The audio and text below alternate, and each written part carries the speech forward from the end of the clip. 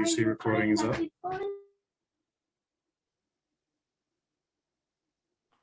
Cloud recording is good. Backup is rolling. Thank you. Sergeant Keith, will you begin with the opening statement? Yep. Good morning and welcome to the remote hearing on landmarks, public sightings, and dispositions. Will council members and staff please turn on their video at this time? Thank you. To minimize disruptions, please place all cell phones, electronics to vibrate. You may send your testimony to landusetestimony@council.nyc.gov. Once again, that's landusetestimony@council.nyc.gov. Chair, we are ready to begin. Thank you, Sergeant. Good morning. I'm Councilmember Kevin Riley, Chair of the Subcommittee on Landmarks, Public Science, and Dispositions. I'm joined today by my colleagues, Councilmember Koo, Barron, Reynoso, and Dharma Diaz. Today, we will vote on the designation of the Dorrance Brook Square Historic District and a proposed site selection for a new DOT facility at 101 Varick Avenue in Brooklyn, both of which we heard at our September 13th meeting. We will then hear 3 HPD projects: Cooper Park Commons, Glenmore Manor, and the TMN 1002 West Harlem Renaissance UDAP in Article 11. We will vote to approve LU 828, the designation of the Dorrance Brook Square Historic District, which includes approximately 325 buildings in 2 sections of Frederick Douglass Boulevard in Councilmember Perkins' district in Manhattan. This is the first historic district in New York City named for an African American. We will also vote to approve LU 835 101 Varick Avenue. This item is an application submitted by the Department of Transportation and the Department of Citywide Administrative Services pursuant to the Section 197-C of the New York City Charter for the site selection and acquisition of a property located at 101 Varick Avenue in Brooklyn for use as a DOT operation and warehouse facility. This site is located in the district represented by Councilmember Reynoso. We will now vote to approve LU 828 and 835. Council, please call the roll. Riley. Aye. Koo. I will aye. Barron. I vote aye. By a vote of 3 in the affirmative, 0 in the negative, and with 0 abstentions, the items are approved and referred to the full Land Use Committee, and we will hold the vote open. Thank you, Council. I now recognize Council to explain today's hearing procedures. Thank you, Chair Riley. I am Jeffrey Campagna, counsel to this subcommittee. Members of the public who wish to testify were asked to register for today's hearing. If you registered to testify and are not yet signed into Zoom, please sign in now and remain signed in until after you have testified. If you wish to testify and have not registered, please go to www.council.nyc.gov/landuse to sign up now. If you are not planning to testify on today's items, please watch the hearing on the New York City Council website. All people testifying before the subcommittee will be on mute until they are recognized to testify. Please confirm that your mic is unmuted before you begin speaking. Public testimony will be limited to 2 minutes per witness. If you have written testimony you would like the subcommittee to consider in addition to or in lieu of appearing before the subcommittee, or if you require an accessible version of a presentation given at today's meeting, please email landusetestimony@council.nyc.gov. Please indicate the LU number or project name in the subject line of the email. During the hearing, council members who would like to ask questions should use the Zoom raise hand function. The raise hand button should appear at the bottom of the participant panel. I will announce council members who have questions in the order that they raise their hands. Witnesses are reminded to remain in the meeting until they are excused by the chair. Lastly, there may be extended pauses if we encounter technical problems. We ask that you please be patient as we work through these issues. Chair Riley will now continue with today's agenda. I now open today's public hearing on LU 889, 890, 891, 892, and 893, the Cooper Park Commons project. This application was submitted by the Department of Housing Preservation and the Development and Maspeth Manager LLC, a joint venture of the St. Nick's Alliance, Hudson Companies, and the Project Renewal. The application requests approval of a proposed amendment of the zoning map changing an R6 district to an R7-2, C2-4 district. An amendment of Appendix F of the zoning resolution to designate a mandatory exclusionary housing area. The grant of a special permit pursuant to Section 74-743A2 of the zoning resolution to modify height and setback requirements, the minimum distance between building with a large-scale general development, the designation of a property located at 288 Jackson Avenue, Block 2885, Lot 1, as an urban development action area, an urban development action area project for such an area, and the disposition of such property to a developer selected by HPD, and the modification of a prior disposition of a city-owned property located at 20 Kingsland Avenue, Block 2885, Lot 10, to change the permitted community facility use from a healthcare facility to the use of general community facility uses. These actions will facilitate the redevelopment of a 4.5 acre former Greenpoint Hospital campus in the East Williamsbridge into Cooper Parks Commons, a mixed-use complex with 2 new buildings and the enlargement of two of the historic former hospital buildings provided approximately 553 units of affordable and senior housing, community facility uses, and light retail, and the on-site replacement of the 200-bed Cleveland Residence Homeless Shelter. This project is located in the district represented by Councilmember Reynoso. I would like to allow my colleague, Councilmember Reynoso, to give some words about this project. Councilmember Reynoso. Thank you, Chair Riley, for the opportunity to speak in your subcommittee today. I want to thank all the council members that are on. Also want to thank the applicants for coming to this, from being mandated to, but for being here. Thank you for being here. It's been a long time. I'm talking about decades since this hospital was shut down, of having an area in our district that was ripe for housing development, sit without development for over 40 years. I think it's 40 years.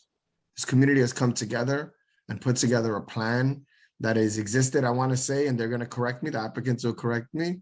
They put a plan together 20 years ago for exactly what they want to see on this site. Because of politics, just straight up, because of politics, we haven't been able to develop this site and build the very important affordable housing that this community greatly needed 30, 40, 20 years ago. Instead, it languished, and the community was relegated to extreme gentrification without an opportunity to stay in their homes. But it seems like politics have changed in North Brooklyn, and because of it, this administration decided that we could move forward with the building of affordable housing. I want to give you that history because what we're seeing here today is something that's extremely important and extremely powerful for a community that has been highly gentrified and hasn't seen a share of affordable housing and assistance from the city related to displacement. We're talking about over 700 units of housing on a city-owned site, 100% affordable housing. Of those, 200 beds that will be going to homeless individuals. We're maintaining the amount of homeless individuals that are in and around this site, and having a brand new space that is specifically tailored to cater for their needs. Then we have over 500 units of affordable housing, of which vary from deeply, deeply affordable to affordable housing. There's no games being played in this site. What you see is what you get. It is arguably, one of the most affordable, resource-filled, community-based, community-built, community-led housing developments that the city will ever see. We're taking this site and we're doing the max. We're doing everything that we can. What we're asking here today is for the subcommittee to hear us out. I say us because I really feel like this is a partnership between the community, the developer, the community group organization that's been helping us in St. Nick's, and myself. We've been at this for a long time. So I'm really excited to be where we are. Now, I want to be honest. I think we have a little bit of work to do here at the end here. I feel like we're 99% to where we need to get to. But I really want to allow for the developer and the community organization to kind of say their piece, do the best they can to present this amazing application to the subcommittee. I'm hoping when it's all said and done, we can get to a yes and move it to the land use committee. Again, I want to thank you, Chair Riley, for giving me an opportunity to speak and give some context to how unbelievable this moment is that we're finally here after 40 years. So again, thank you, Chair, for giving me time. So thank you, Chair. And I'm just going to Councilmember Reynoso. I think your testimony really gives me a background of what your community is going to get from this project. And I'm really elated to understand that it was a joint effort with community developers and HPD. So that's really exciting to hear. I saw the project and it's going to be very beautiful for your community. So thank you for your leadership. Presenting for the applicants, we have Lynn Zhang and Erin Buchanan from HPD, Aaron Kaufman on behalf of the Hudson Companies, and Frank Lang on behalf of St. Nick Alliance. We also have the following individuals available to answer questions: Aaron Drinkwater on behalf of DSS, Paul Woody from the Project Renewal, Michael O'Hason from the Hudson Companies, and Joy Moyer from the Magnuson Architecture and Planning. I now ask that the witnesses be unmuted and the council administer the affirmation.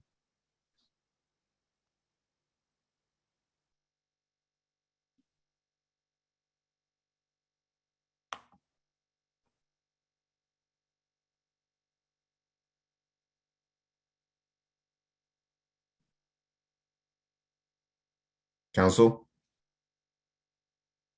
Please raise your right hands. Please unmute yourselves if you've not been unmuted. If you affirm to tell the truth, the whole truth, and nothing but the truth in your testimony before the subcommittee and in answer to all council member questions. I do. I do. I do. I do. I do. Thank you. You may begin your presentation.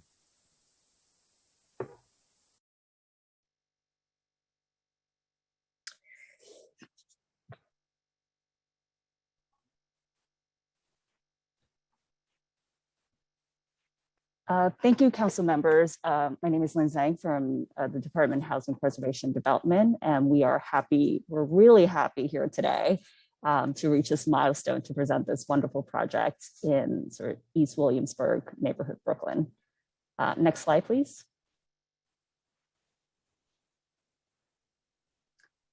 As Chair Riley had introduced already, these are the actions that we are seeking today and through this ULURP process, which includes urban development action area. So we could convey this public property for a greater public use to a developer, disposition approval, zoning map amendment to allow us to reach the density for the amount of affordable housing that we're proposing on the site, a zoning text amendment so we could also apply mandatory inclusionary housing, and a special permit to allow us to get to the envelopes that we are proposing in this rather unusual campus.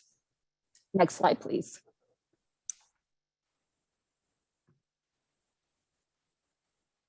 And here you'll see this is an aerial view of the site, and certainly Councilmember Reynoso is very familiar with.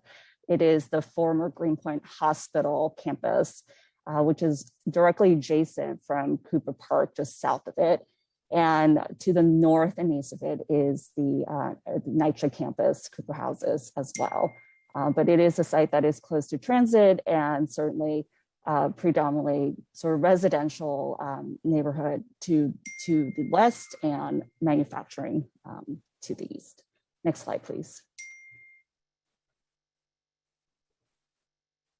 And here is a project overview that Council Member Reynoso already sort of alluded to earlier.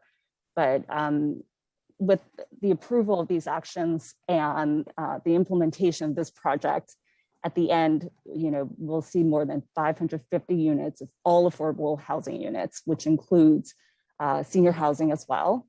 And then on top of that, a new shelter facility. So currently on the site, there is a 200-bed shelter, and we're going to relocate that to one of the buildings which the developer will go into, but a new facility really designed for that purpose, as well as ground floor community facility and commercial uses.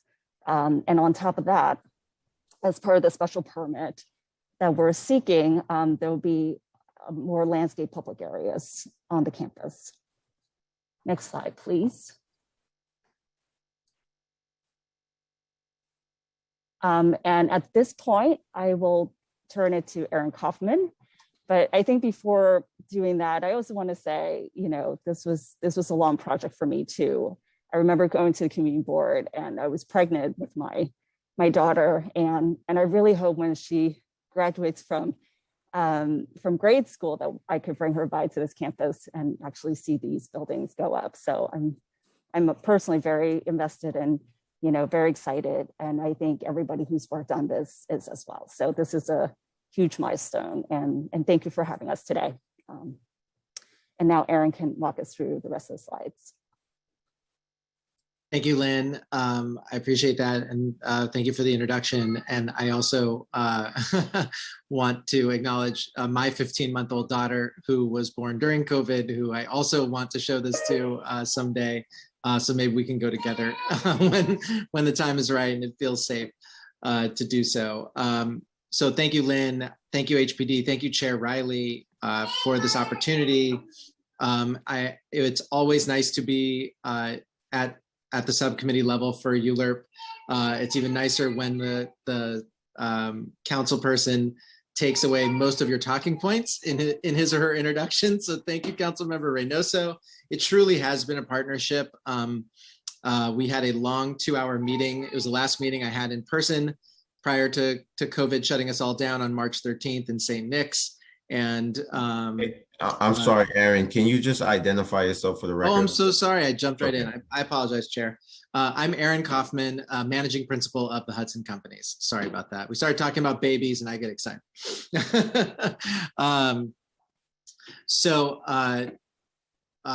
Where was I? Oh, yes, it's been a real partnership. And Councilmember Reynoso, your leadership, your feedback, your guidance, you put your heart into it as you do with everything you do. It has made this project even better. And I want to thank you and your staff for their dedication and time. You have a lot on your plate, about to have even more so, but we really appreciate all the work you've done over the years to help make this project even better. And to your earlier point, we are sort of the tip of a 40-year collaboration and evolution of transforming this project. Area groups, local stakeholders, of course, GREC, have been critical to getting us to this day. And I want to thank them as well for helping to shape what we believe is a project that we all will be proud of. Elected officials, city agencies, and of course, this development team, but hopefully also our neighbors will think this is a great introduction into this wonderful neighborhood. So thank you for that long introduction. And finally, I wanted to thank HPD and Department of City Planning for the thousands of hours that we have spent on making this into a wonderful project. Finally, my team is having a bit of issues I'm hearing with the Zoom crashing. So bear with us. Mine seems fine, but a couple of my colleagues who may be speaking may have some issues logging in. If so, I'll try and cover for them if we don't hear from them, but I just wanted to let you know that's the case. Now on to the project team. Thank you for letting me digress. So St. Nick's has been in the neighborhood since 1975, serving low and middle income families in North Brooklyn, has developed 2,600 units of affordable housing, and has been, of course, a part of the GREC coalition since the 80s. Hudson has been around since 1986. We got our start actually building affordable housing on land that had been seized through in rem foreclosure by the city. and became one of the largest developers in the New Homes program with the Housing Partnership, where we built over 1,700 units of housing, many in North Brooklyn as well.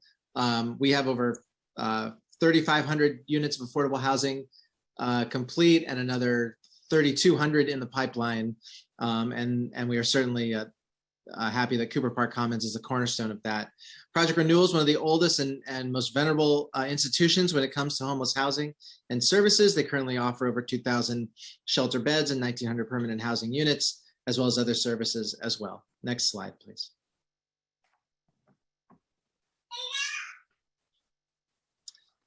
And as Lynn has alluded to, we now are zooming in from the map here. Here's the area site. So the yellow is sort of the super block, and Cooper Park houses sort of lies on the north and eastern side.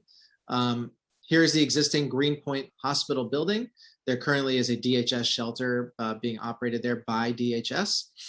This is St. Nick's headquarters here. Can you see my cursor? I'm sorry, Chair. You can, okay. And over here is the existing nurses' residence on the southeast.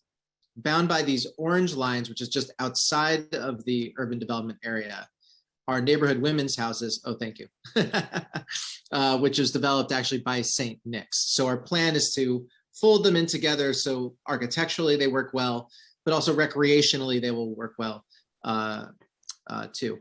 The power plant you see here includes quite a large smokestack that is connected to the hospital building that faces Jackson, and we will be tearing that part down later on in the project. So you can see here, and this middle street is Skillman Street. It actually is right now is a closed street to the public, and we are going to show you how we plan to intervene here to create a more open, welcoming environment for not just the residents but also the neighbors as well. Next slide, please.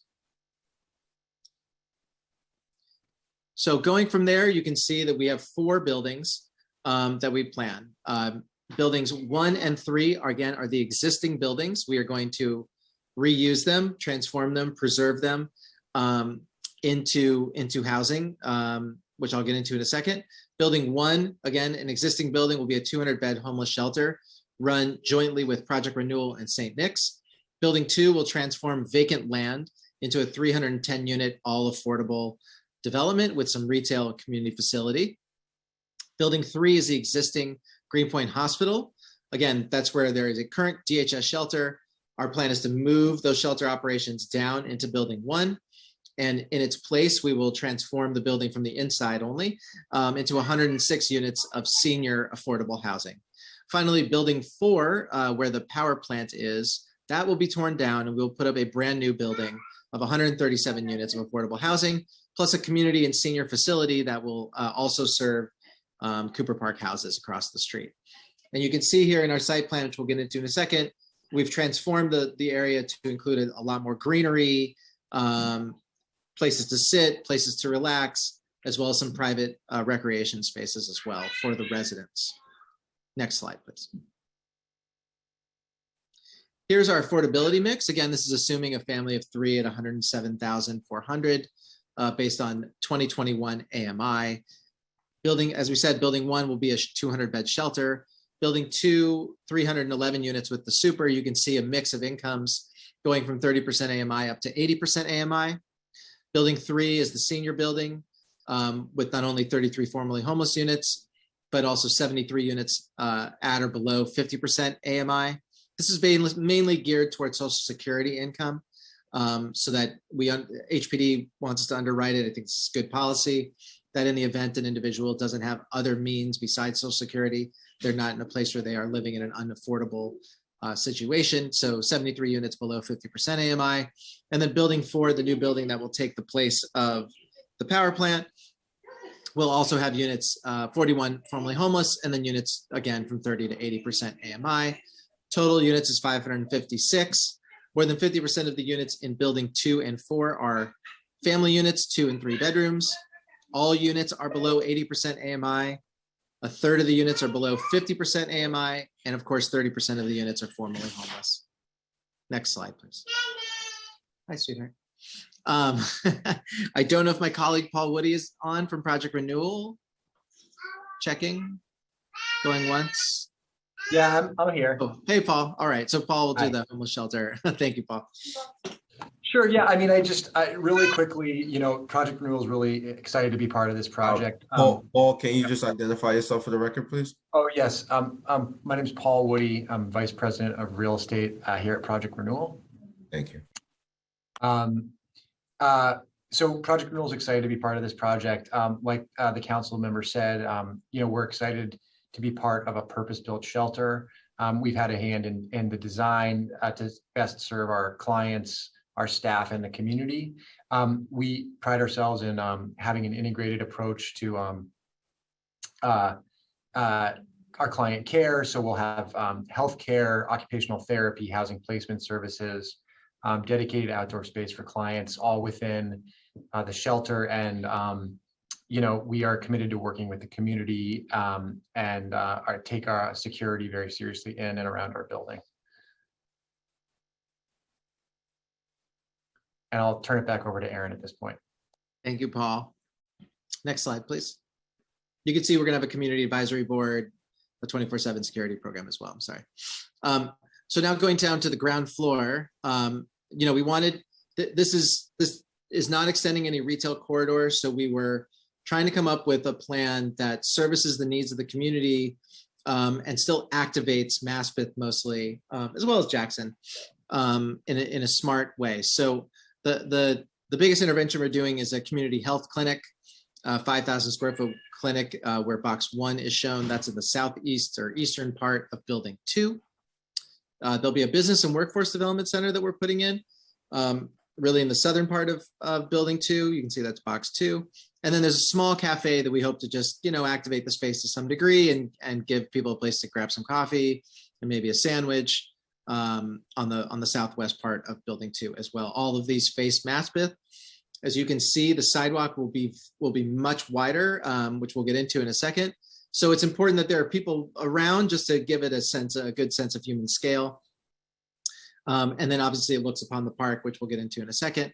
Finally, last but not least, the senior center that I mentioned that St. Nick's will be operating for both the site and Cooper Park houses across the street, which is another 5,000 square feet, and that'll be at the base of building 4. Next slide, please.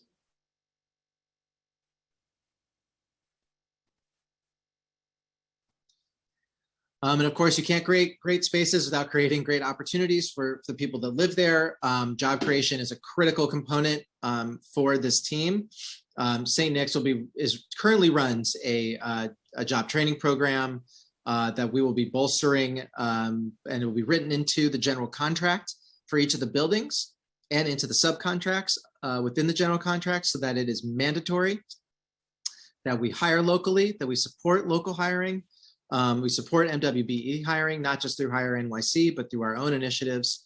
We're not trying to reach some percentage. We're trying to, do everything we can, go beyond that. Hudson has certainly done that on other projects that were publicly owned in the Bronx mostly, and also in East New York, in Councilmember Barron's district, where we exceeded our own local and MWBE hiring. This will be no different. In fact, I think we're even going to do better when one of our partners runs one of those programs. There'll be community open spaces, you can see. We'll have public open spaces throughout the campus, bringing in new trees, shading, lighting, cameras coming into the areas that are in between the buildings. And of course, sustainability, we'll be building to a passive house standard. Hudson currently has the largest passive house building in the world at Cornell Tech on Roosevelt Island. That's about to be surpassed by Jonathan Rose at Sendero Verde, but we are taking our knowledge and putting it into building passive house buildings for the new buildings. The existing buildings will be built to LEED Gold, to reduce low emissions and improve air quality, which we all know can trend towards the lower income neighborhoods in our city. So where we can do our part, we will. Hudson also proudly in Councilmember Barron's district had at one point the largest multifamily solar photovoltaic array system in the state of New York at Gateway Elton. So we know solar well. We'll be putting those on buildings 2 and 4.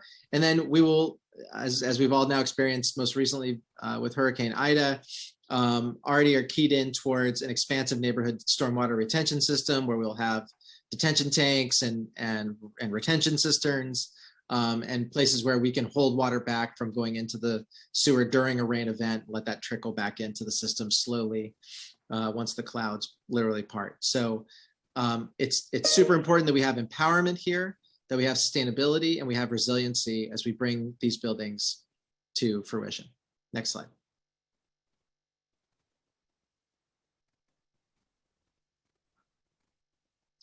And here's some views. So this is on Maspeth, looking basically past the eastern part of building 2. So the glass area that you're seeing on the ground floor there, that would be the community health center. Looking beyond that is the existing Greenpoint Hospital. So we tried to take the color hues from the hospital and apply them to the new buildings. And the color hue off the palette obviously matches building 1, the shelter, which we'll be preserving, which is there on the right side. Next slide.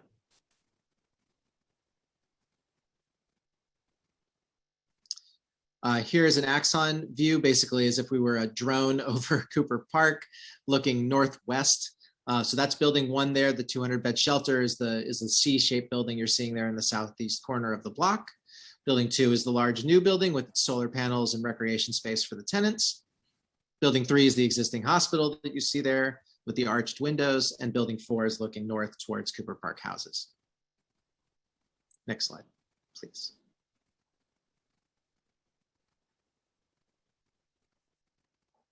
And this is looking southeast from Jackson Street. So these are the neighborhood women's buildings that are owned by St. Nick's. So this basically shows you the front of building 4, where the smokestack is.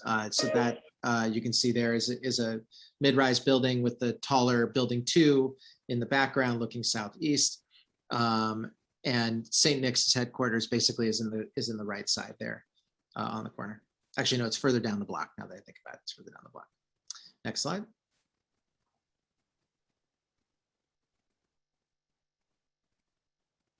Yeah, so going back to this private recreation idea. So you're looking right now at the eastern part of buildings 3 and 4.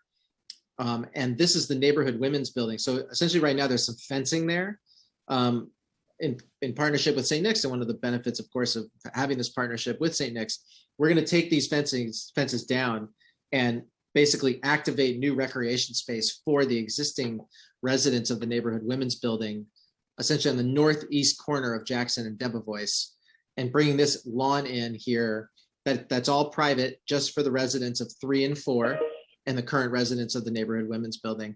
I believe we could also have the rest of the tenants there, but it's sort of enclosed in a nice natural way on a lower scale. You can see, the buildings are not that high, brings in a lot of light and air, and should be a wonderful amenity for the residents there. Next slide. This is a view from Cooper Park. Yes, you can see here, this is the bulk of building 2 and what will become the shelter there on the right, with building 3 and 4 there through the alley going north. And you can see how the buildings work with the park across the street. Next slide.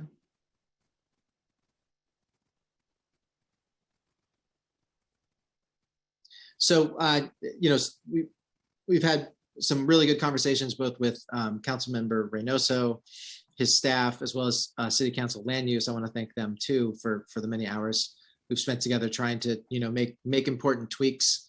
I think that will make the project even better. One of them is the bulk of building 2, and the feedback we heard was important, and what we've tried to do instead. If you just, I'm sorry, if you could just back up one slide,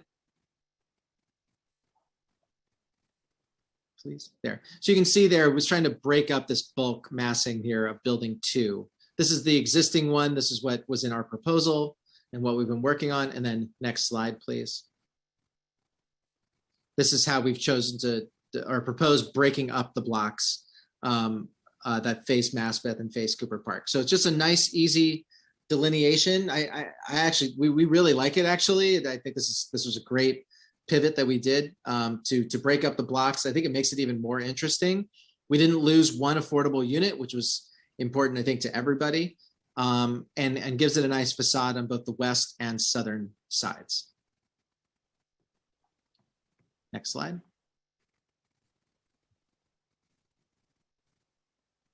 I believe that is it. We are happy to answer any questions. And again, we thank you for the time and the opportunity to speak with you today. Thank you so much, Aaron, Lynn, and Paul. I think like you, I'm going to be visiting this with my children. It's going to be a beautiful complex. But I do have a few questions. Large portions of the Greenpoint Hospital site have been vacant for decades. Why has it taken HPD and the city so long to advance a development proposal at this site? I could try to answer that. I think with any planning project, any development project in the city, it's going to take a long time. But this site, like a lot of city-owned sites, has a storied past. And so I think, which had to do with what the community wanted to see. And I think eventually, when we started the RFEI process about 6 years ago, HPD really took it upon ourselves to go out to community multiple times to do workshops, get input, put out an RFEI, and to identify a project and a developer that could deliver the project that the community wants to see. And I think in terms of affordability here and maximizing the number of units we could get on the site was definitely something that a lot of groups in the community signed on to and agree with. So I mean, I've only been HPD for 8 years, so I can't really speak to what happened before then. But here we have a great opportunity for underutilized sites for a use that clearly the city doesn't have enough of. So, I don't know if that answers your question. How did HPD determine the target number of affordable housing units?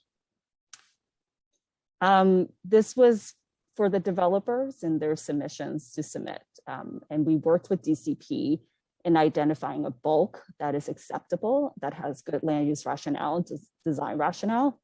But we obviously did not want to leave any affordable units off the table that we could actually fit here that is in an appropriate scale.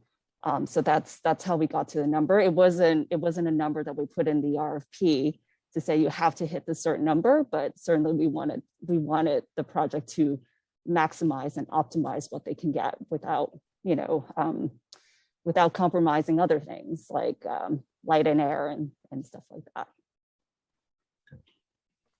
This plan calls for construction of a very large new building in close proximity to the occupied existing buildings. Does the development team have a plan for ensuring that construction does not adversely affect the existing shelter and affordable housing residents on site? Yes, I mean, because it is a taller building, we're required by DOB to put in additional safety measures, have additional site safety staff, submit a site safety plan and a site logistics plan. All of that has to be approved, I think, by DOB and DOT before we can get DOB approvals. So we will follow their guidelines. We will hire appropriately, of course, and even throughout construction, we'll constantly monitor how things are going and work with Community Board 1 and elected officials to address any issues that may come up as we move through construction. Chair Riley, if I may, my name is Frank Lang. I'm the Director of Housing for St. Nick's Alliance. We're the property manager for the 4 residential buildings on the site, as well as our headquarters, which is on the corner adjacent to the first building, and the 4 residential buildings, which are nearer to the second phase, which would be buildings 3 and 4.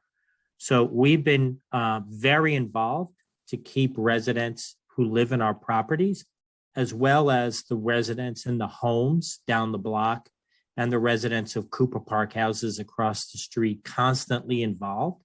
And they will continue to be involved all through the construction, which will take about 8 years to finish the entire project. So it's part of how we're going to do that. And the concerns on environmental noise and dust are very much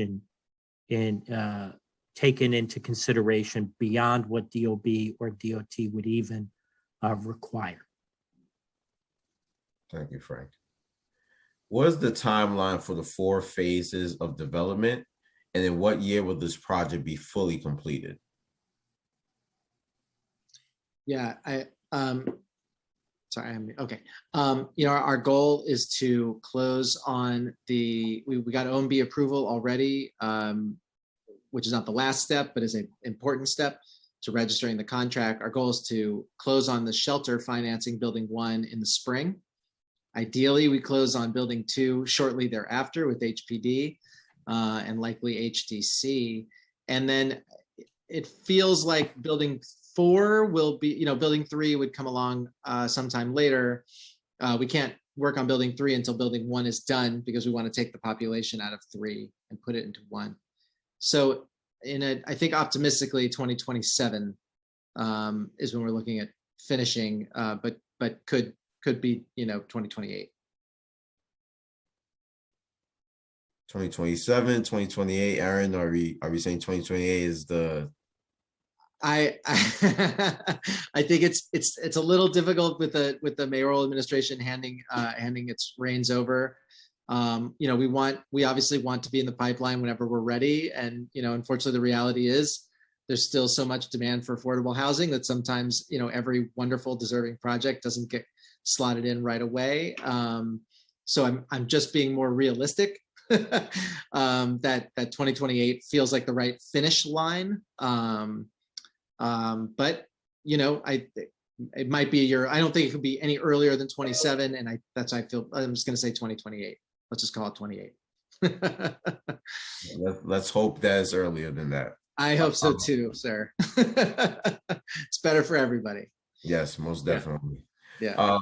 Much of the proposed publicly accessible open space is taken up by vehicle driveways and parking. Has the development team considered alternate programming for parts of the open space, such as a playground, which is very important, or additional passive green space for the community? We have, and we've been, sorry. No, I think that it's actually not accurate that most of the space is taken up by drive. It's maybe confusing because the pedestrian walkway of Skillman Avenue is currently a DMAP street and is currently used by DHS for parking trucks and other vehicles. But in reality, that's going to be a wonderful pedestrian boulevard. It's going to be wonderful for people to walk. And then there will be a connecting walking passage to Maspeth Avenue. So in fact, the amount of drive in the site is very limited. If we were to go back to the site plan, you would see there is a small part that has some vehicular passage. But we are in conversation with the council land use staff as well as the council member to look at that. I think it's also incumbent to remember there is a public park across the street with an active playground. We are providing a playground for building number 2 in the open space for that building. So, and there's a roof terrace and there's going to be other play areas. So I just, I think it's not characterizing the plan as if it's vehicular access. It's actually very limited vehicular access. And it's really about human access, which right now, when you walk around the campus, it kind of feels like a prison because you have this fence that goes all around it. And it becomes this object that people have to circumnavigate. Whereas going forward, people will be able to walk down Skillman and it will be a delightful way to get to Cooper Park houses. And the residents and the community, the resident council of Cooper Park houses are really looking forward to what we've done in the design. Thank you, Frank. And just one more question. I know we talked about public safety. Paul briefly touched upon it. Can you go into more detail about the security measures that you're going to be taking on site? Will these securities be armed? How many security guards will be on shift? Can you just go into a little bit more detail, if you have that detail now? Yeah, I mean, I can speak to the shelter, and the rest of the team can pick up the rest of the campus. But so Project Renewal has a director of security that oversees security at all our shelters. One of the nice things about this shelter being purpose built is that we've been able to be really thoughtful about closed circuit cameras inside the facility and outside, to make sure that we can monitor safety appropriately. I'm not exactly sure how many security guards will be assigned to every shift here, but there'll be 24/7 security for sure.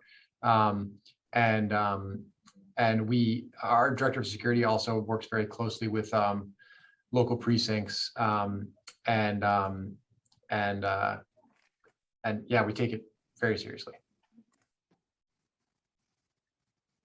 Thank you, Paul. Council, I'm going to go to my colleagues to see if there's any questions, but before I begin, I just want to state we've been joined by Councilmember Miller. Council, I see Councilmember Barron has a question. Councilmember Barron? Thank you, Mr. Chair, and thank you to the panel for being here to talk about this project. During the panel testimony, reference was made to East New York and the projects that were done by Hudson in East New York. And those projects, in fact, were initiated by my predecessor and soon to be successor, my husband, Charles Barron. And it's been an ongoing kind of project that we've worked with. And we had excessive, I don't want to say excessive because you can't have excessive. We've had abundant community input in the projects that resulted. And they also have been projects that have been long time in being designed. So we're glad to have had that relationship, and it's ongoing and it gets shaped and molded as we continue to go forward. But I do have a couple of questions about the AMI. I'd like to know, what is the AMI of the neighborhood, of that specific community where this is being built? Not the city AMI, but what is the AMI of that community? For example, in East New York, the AMI is about $37,000 for a family of 3. Right. So this is Frank again from St. Nick's. So I'd have to look at the recent census, but in general, Williamsburg is quite the stratified community. We have both a great deal of upper income, particularly newer residents moving in, which have skewed some of the median income numbers for Community Board 1 in Greenpoint and Williamsburg. At the same time, we have, St. Nick's has developed 2,600 units throughout the area. We have a lot of very low income people who, if they live in public housing or in one of our developments or colleague developments, are still here. So we have quite the stratified. I would say it's higher than East New York because all the development that East New York is challenged to look at in terms of market rate development happened or began 15, 20 years ago in Williamsburg. And so we have that accelerated. But I can get that to the council staff. I don't have that at the top of my head right now, the AMI median is. But the skewing to understand the AMIs that we were targeting, the community groups that St. Nick's has been a part of for 40 years were very interested to make sure that this was 100% affordable. And they were happy that there were some units above the tax credit 60% AMI amount, because there's a lot of children of residents who got driven out of the neighborhood because they don't qualify anymore, but that they Right. can't afford the market rate. So we tried to have that skewing, and that's where we came up with the AMIs. Okay, well, as you referred to East New York and you made references to market rate, I just have to say for the record that that rezoning that took place is not in my portion of East New York. That's the northern portion. And I'm very pleased to say that for the last 16 years, all of the housing that has gotten public subsidies that has come into our portion of the East New York has not included any market rate. So I just want to put that on the record.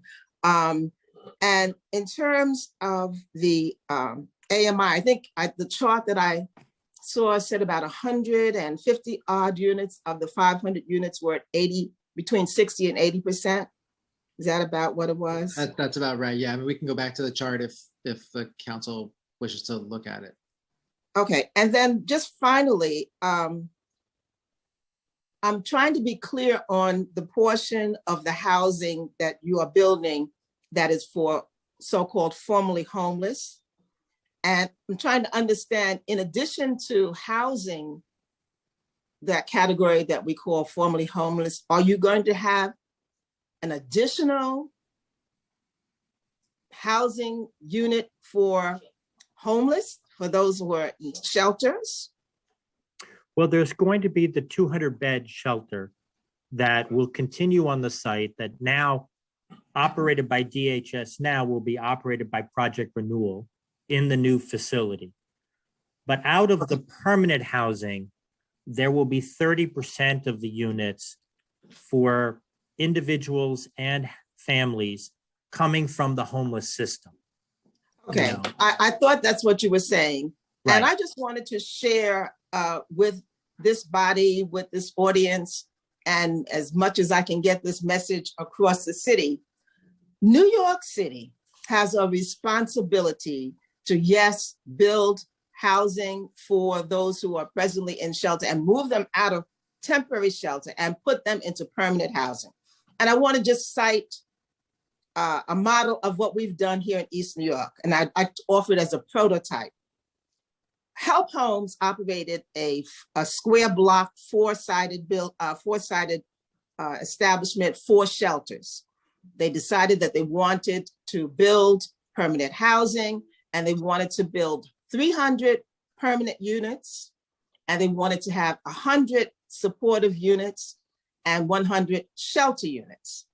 The community said, heck no, it's not happening. We're not going to have it.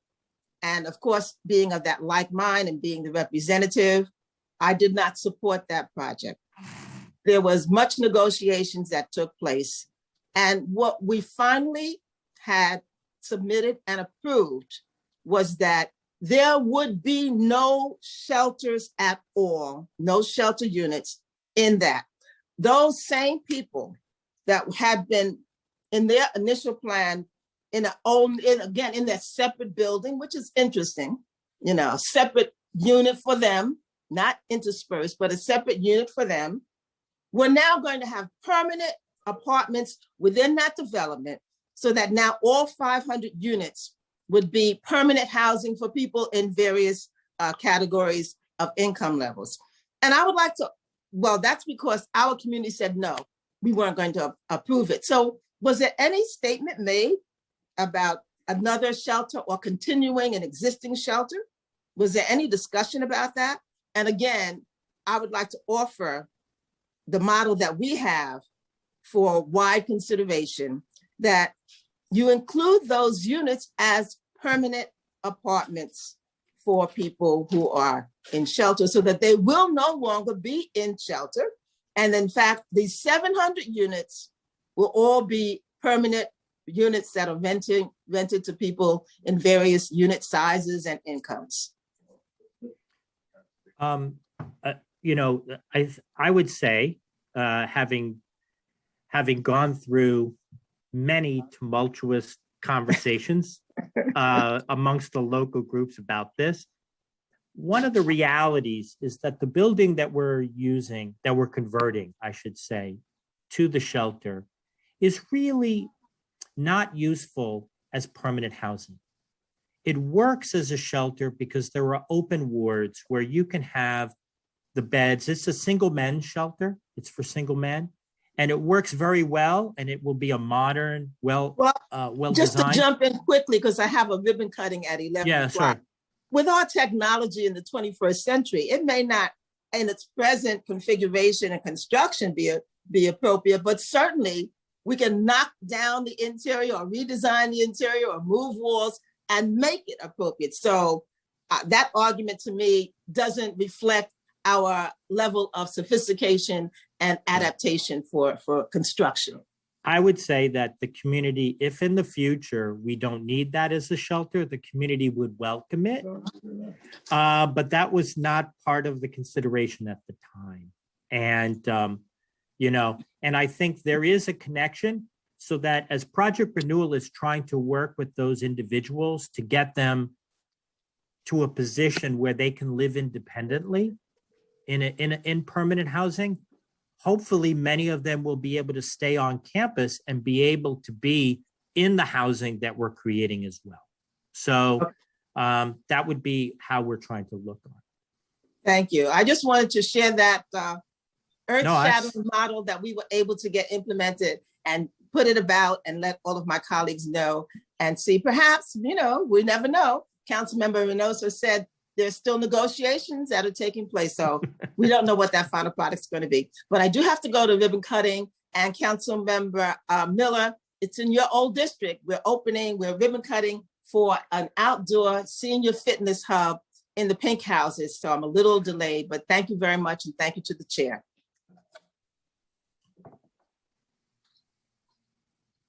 Thank you, Councilmember Barron. Councilmember Reynoso. Thank you, Chair Riley. And I want to thank Councilmember Barron for her comments.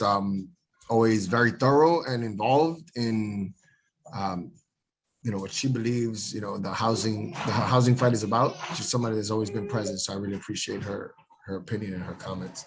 I want to talk about a couple of things there. 30% of the units are going to formerly homeless people in this project. So I want to be I think the number right now by law is we have to at least have 10%, and we're at 30%. So we're talking about housing people and making sure that we get them housed. This project is absolutely going to do that. But I'm also I want to talk about the shelter. By law, by charter mandate, we have to house every single person in the city of New York every single night.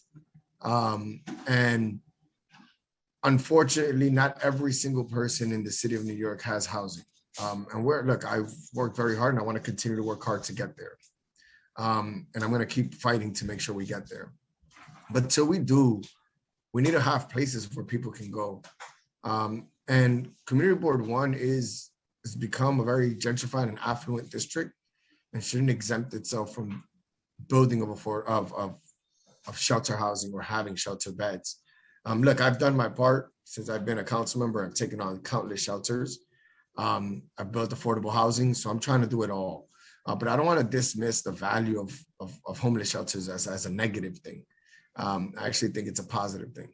And we have a responsibility to the city, to these people, to make sure that they're housed appropriately. So just want to say, we have a current shelter on site. We are building housing for formerly sheltered people, and we're keeping a shelter, right? We're doing it all. So I don't want to have this impression that we're keeping the homeless shelter and not building for homeless people. We're doing both, and it is not mutually exclusive. You can have an affordable housing project that is going to assist us in reducing the number of people in homeless shelters while also having a homeless shelter on board.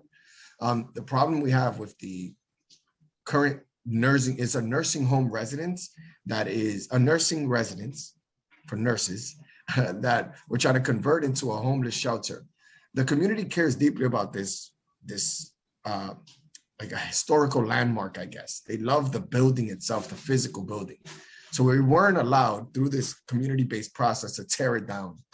So it didn't make any sense to have, put 15, 20 apartments inside this building, which is, bang for buck, just doesn't make any sense, makes the project a lot more expensive when we can house 200 beds for homeless people. So because we couldn't tear it down, which I wanted to do, by the way, Chair Riley, I want to be clear. I wanted to tear it all down and rebuild the whole thing because we could get 1,000 units of housing. But this is a community-based process. We need a lot of voices need to be heard, and we need to make sure we satisfy as many of those voices as possible. So because we wanted to preserve the shelter, the nursing housing, we ended up having that be the homeless shelter. We maintained our social and moral responsibility of making sure that people are housed while also allowing for a future where those people can get apartments in this site. So it's 700 people are going to be living on this campus, over 700. And of that, 1/3 are going to be in affordable housing, and the other 200 of that, which we can argue is another third or 60% of this project, is for homeless people one way or another. So I want to do this. So I want to just say that homeless shelters all day. I'm cool with it. But I do want to say this part is the open space portion is something that does bother me. And I want to make sure that it's on record. It's just not enough of it. We have a park across the street, which I'm very grateful for because it means that these residents are going to have a parkside view, which is awesome. And usually poor people are looking into like industrial complexes or so forth. We don't see waterfronts. We don't see, parks. This is going to be a parkfront property. So in itself is going to be a great experience for the tenants that are there.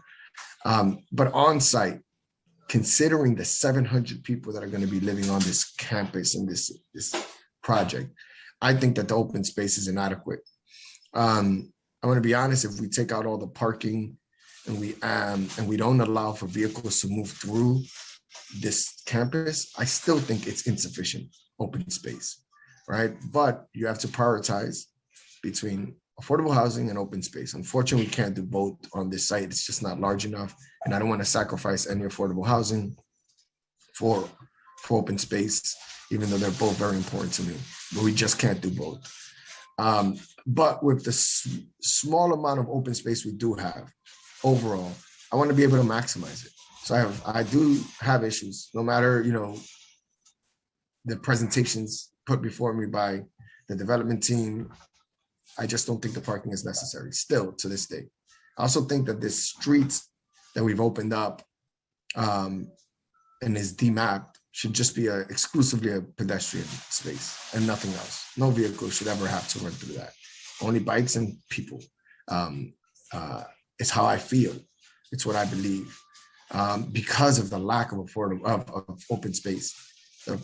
We have a housing development across the street in Cooper Park Houses that is a smaller massing than these buildings and has a ton of open space. And this doesn't reflect that. This is a larger project with less open space, just taking away from the aesthetics of this project. So that is a concern for me that I just will not move away from. I'm grateful for the facade changes that have been made by the applicant because I think the building is too bulky. I think it doesn't have, I think design-wise, that actually helped it significantly by making it feel like separate buildings, by not making it feel like it's just one block, like Lego blocks without any variation. So I'm grateful to the facade changes to a degree. I still have design issues, but we're not going to go back to the drawing board. So with that said, should we be able to figure out something that expands the amount of open space on this project, no matter what it is?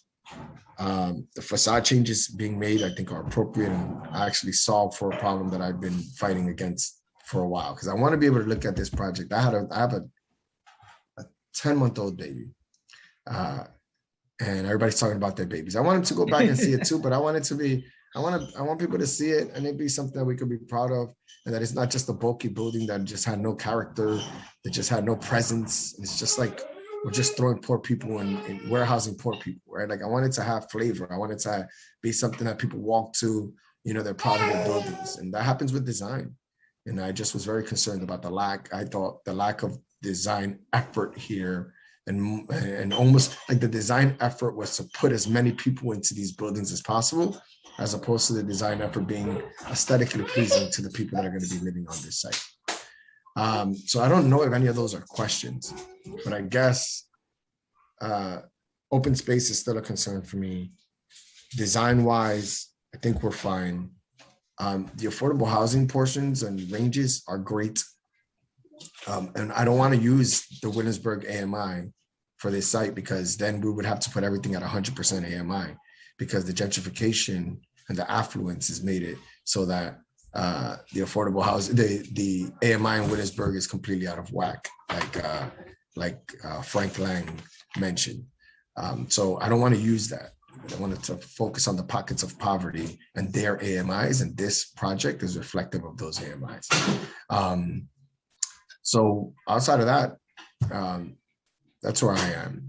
So I don't know if any applicant, if Frank, if you want to go through it one more time, because we beat this to like we're blue in the face. It's just that I want you to come. I want to allow you not to agree, but to see the perspective of a project that is 700 people, and that this the park is insignificant, is insufficient, regardless of what we do.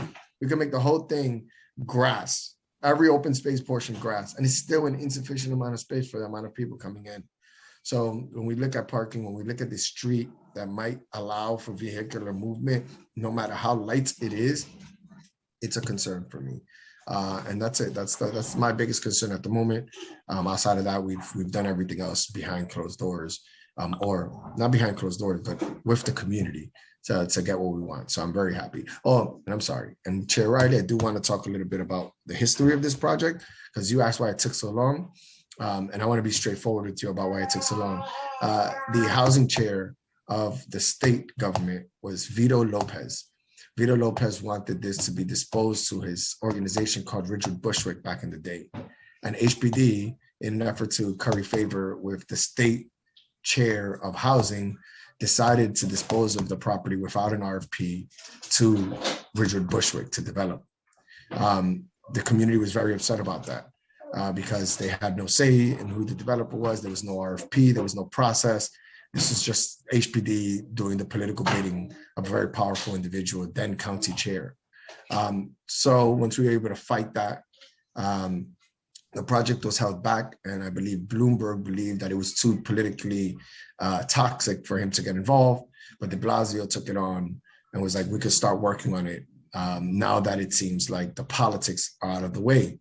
An RFP was done, and in the RFP, HPD has preference that they give to any adjacent property owners of the site.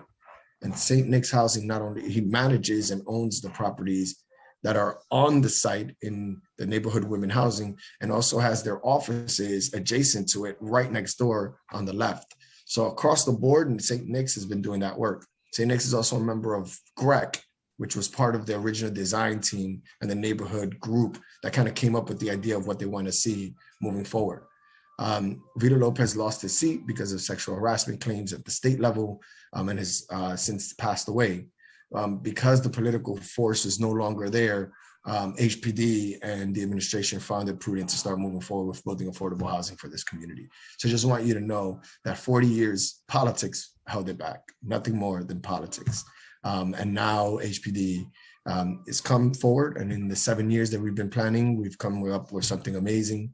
Again, I wish it was something we could have done 20 years ago, but we're getting it done now. So thank you all for giving me the opportunity to lengthily speak on these issues, and want to thank everybody again that's here. Thank you, Councilmember Reynoso. Councilmember Miller.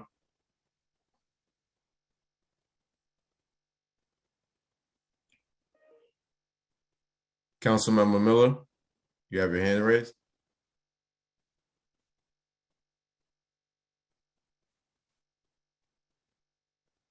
Can you hear me now? Yes, we can hear you. Okay, thank you, Mr. Chair.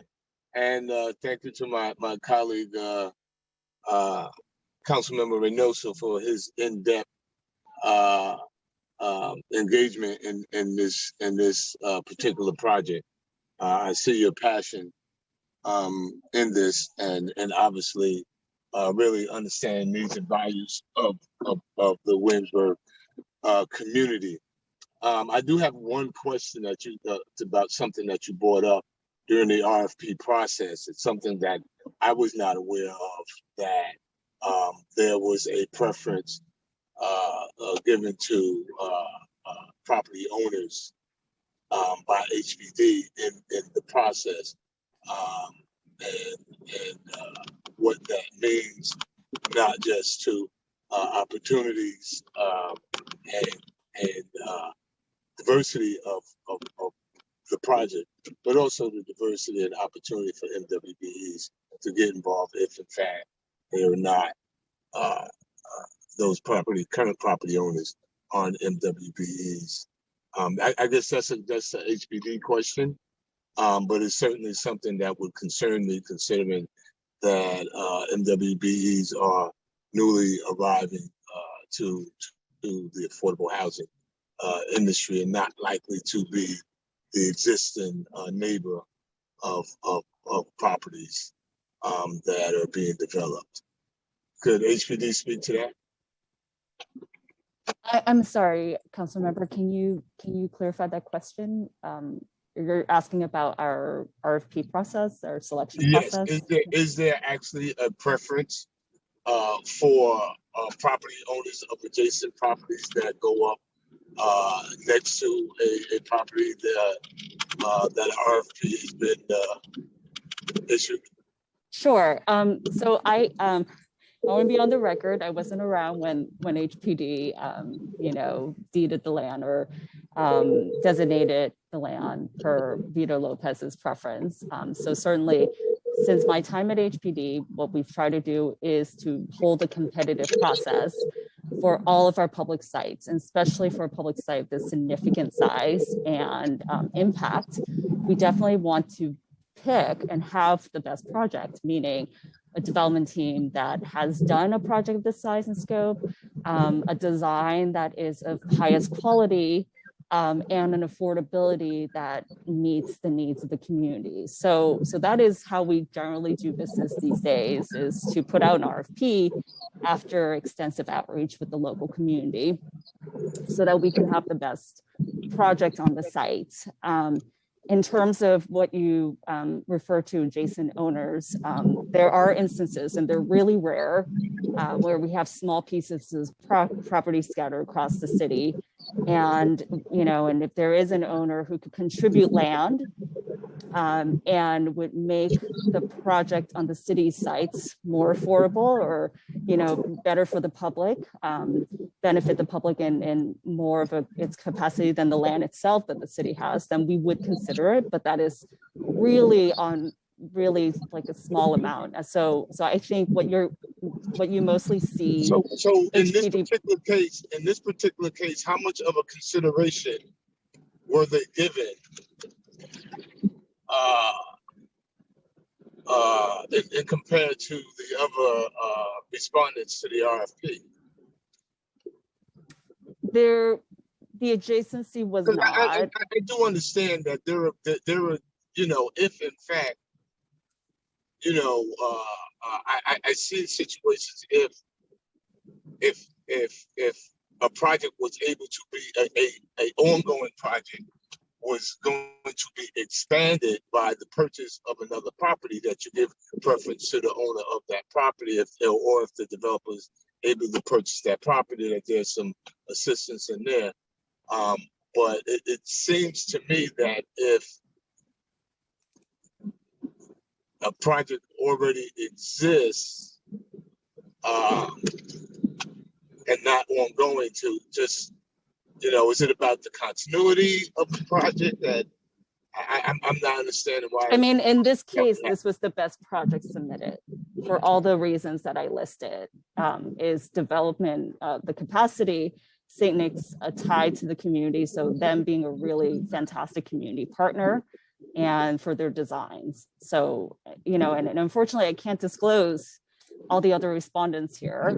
So that is not something I can do, but this project was selected, and we hope that you enjoyed the presentation, was because it was the best project that was submitted. Council Member Miller, this is Frank Lang.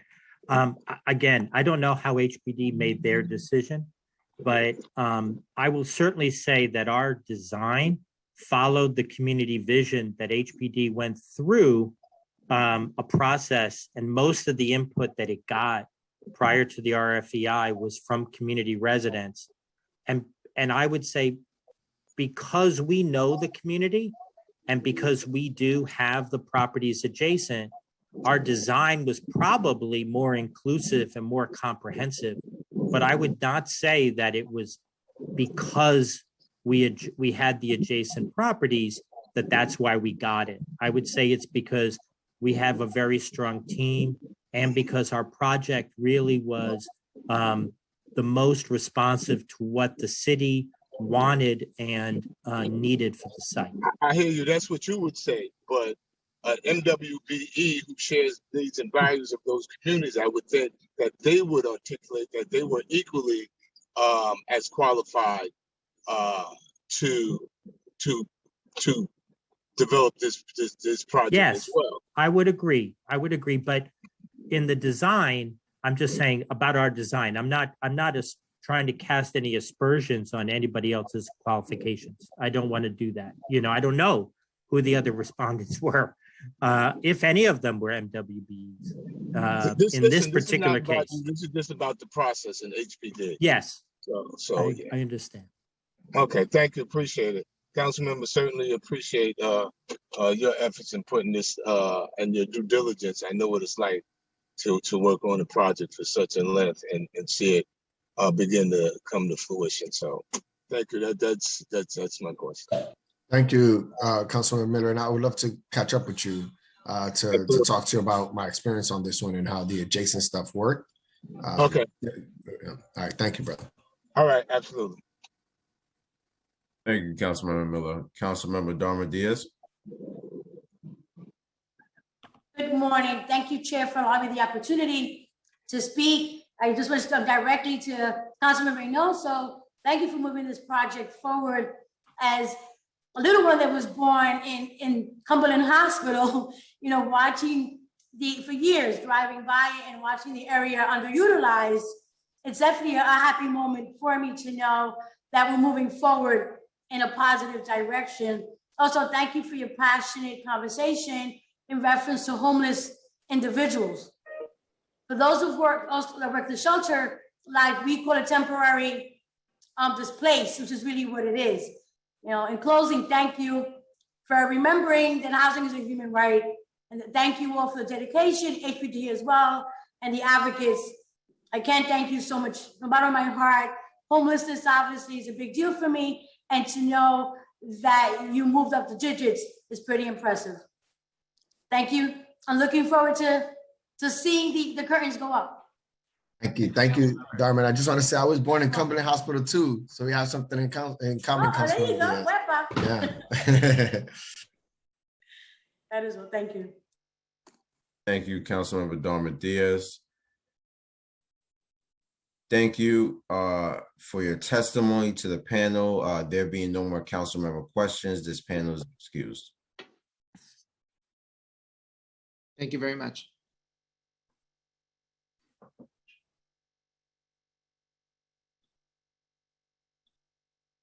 There are two members of the public who have signed up to testify on this item.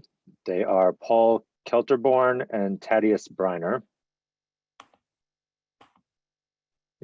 If we could please admit them and unmute them now.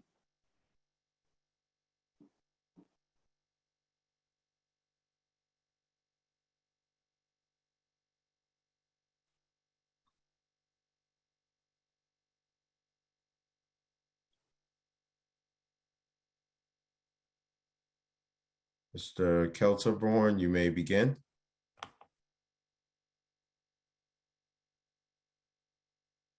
Time starts now. Thank you very much.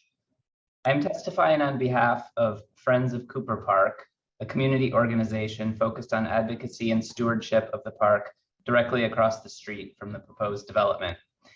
Cooper Park is a very heavily used and beloved neighborhood park. Alongside other organizations in the area and as part of GREC, Friends of Cooper Park has been requesting safety improvements to the streets in the neighborhood for many, many years. With Carrick Montessori School on Olive Street, the open street on Sharon, and the many children and families on Maspeth at Cooper Park houses and in our neighborhood generally, we deserve streets that deprioritize moving cars and instead support our safety and a healthy environment. With the redevelopment of the hospital and the addition of hundreds of new households to the neighborhood, we request that the New York City Council demand a firm commitment from the DOT as part of any approval to address and remedy our longstanding traffic concerns. In particular, safety improvements and a traffic signal at the corner of Olive and Maspeth and at the corner of Cooper Park, safety improvements and a traffic signal at the corner of Kingsland and Maspeth, traffic calming on both Kingsland and Maspeth, and a comprehensive redesign of the treacherous intersection where Wood Point meets Concellier, Maspeth, and Bushwick. In addition, while any amount of new public open space will be welcomed by our community, the northwest corner of the site plan by Kingsland and Jackson is dominated by a proposed new driveway and surface parking, which takes up a significant amount of space. In this day and age of climate crisis, it doesn't seem right to be building any new surface parking. This could be an opportunity to weave even more generous pedestrian and green space into the development. Safe streets and access to public space are essential for the many families that visit Cooper Park in our growing residential community. We urge the City Council to see that these concerns are addressed as part of any large-scale rezoning. Thank you. Thank you, Mr. Kaltenborn. Thaddeus Briner, if you could please accept the promotion request that has come to you through Zoom so you can enter the meeting.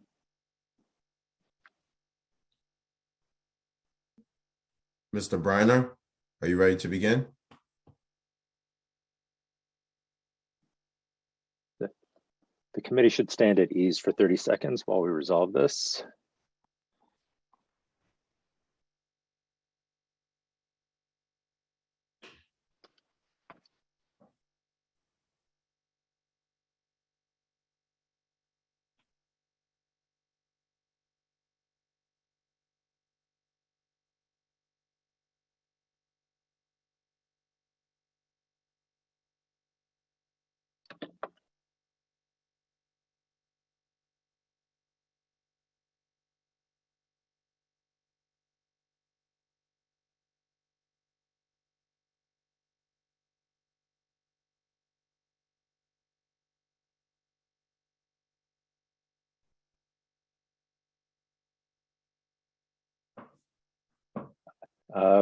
I have requested that Mr. Briner accept an invitation to be promoted to a panelist, and he has declined that invitation, so we can move on.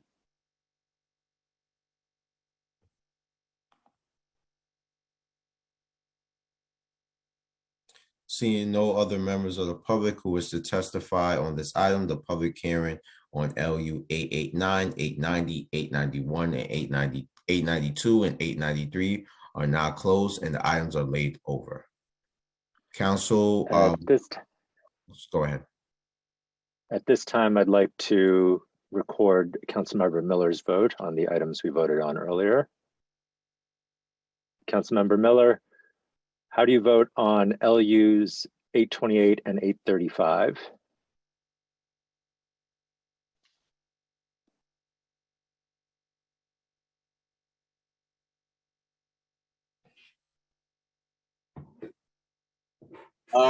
Could you go through those items again for me? LU 828 is the Dorrance Brooks Historic District, and LU 835 is 101 Varick Avenue. Vote aye. Thank you.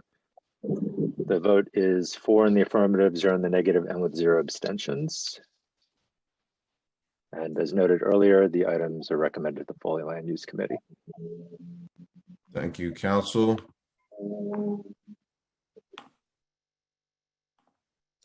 Next, I open the public hearing on LU number 848, 849, 850, and 851 related to the Glenmore Manor project. submitted by the Department of Housing Preservation and Development. These applications request approval of the amendment to zoning map sections 17C and 17D, changing from an R6 district to an R7A/C2-4 district, and changing from an R6 district to an R7D/C2-4 district. Amendment of the zoning resolutions modifying Appendix F to designate a mandatory exclusionary housing area, designation of an urban development action area, approval of an urban development action area project for such area, and approval of the disposition of property located at 305-309 Mother Gaston Boulevard, 46-64 Christopher Avenue, and 111-117 Glenmore Avenue to a developer of HPD's choosing, and approval of the third amendment to the Brownsville to Urban Renewal Plan to change the designation of Site 11B from public institutional use to residential use. The proposed action will facilitate the development of Glenmore Manor, an 11-story mixed-use building with approximately 232 affordable housing units and 18,600 square feet of commercial and community space as an entrepreneurial hub for local businesses and nonprofit incumbations. The project site is located in Brooklyn Council District, represented by Councilmember Dharma Diaz. And now I'd like to allow my colleague, Councilmember Dharma Diaz, to give some words on this project. Councilmember Dharma Diaz. Good morning. I just thank you, Chair, for hearing of the project today and for all that took part in allowing for this project, the Bronxville plan, to come into fruition. As the Chair stated, it's 232 units, of which 60 units are going to go toward formerly homeless individuals. Again, I'm eager for the community to hear about our Bronxville plan and what we look forward to bringing to the community. I turn it over to you. Thank you, Chair. Thank you, Councilmember Dharma Diaz. Looking forward to this project in your community. Presenting for the applicants, we have Lynn Zhang and Makita Marshall-Nismith from HPD and Erica Keller from Brissa Builder Corporation. I now ask that these witnesses be unmuted or they unmute themselves and that council administer the affirmation.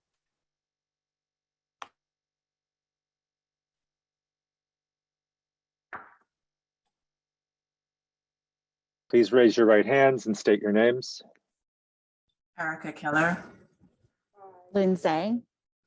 Makita Marshall-Nismith. Do you affirm to tell the truth, the whole truth, and nothing but the truth in your testimony before this subcommittee and in answer to all council member questions? I do. I do. I do.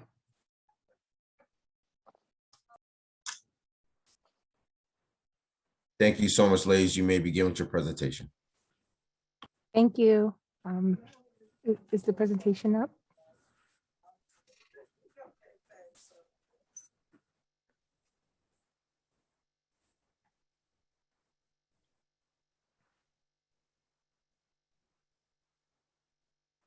We're bringing up now, just one moment. Thank you.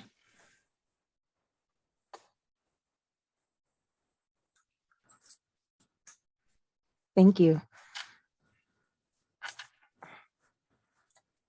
Good morning. My name is Makita Marshall-Nismith, and I am a Brooklyn planner. I am the Brooklyn planner for Glenmore Manor. Lynn Zhang, Director of Brooklyn Planning, is also in this meeting, and we are joined by members of the development team. We are here to share with you Glenmore Manor, which is a project designated through the Brownsville RFP. Next slide, please.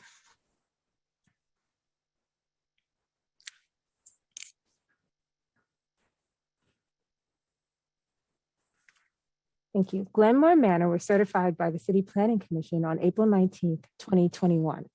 HPD is seeking these land use actions listed to support the development of Glenmore Manor. The sponsor team or development team consists of Breezer Builders, a local MWBE, the African American Planning Commission, and Lemley and Wolf. Next slide, please. Thank you. Next slide, please. Thank you. This is a project we are proud of that really took into consideration the needs and the requests of the community to develop a responsive project. Glenmore Manor will be 11 stories and is comprised of 232 affordable rental units plus one supers unit. Approximately half of our units are family sized, meaning they are 2 to 3 bedroom units. There are heirs units for low income seniors. There are also units set aside for the formerly homeless. Over 18,000 square feet of commercial and community facility space that will focus on local small businesses are also included in this project. There are a plethora of amenities, including computer rooms, laundry rooms, fitness rooms, bike storage, tenant storage, and overall building storage. Over 9,000 square feet of landscaped open space. And this project also includes 59 commercial parking spaces, and the building will incorporate sustainable features. Next slide, please.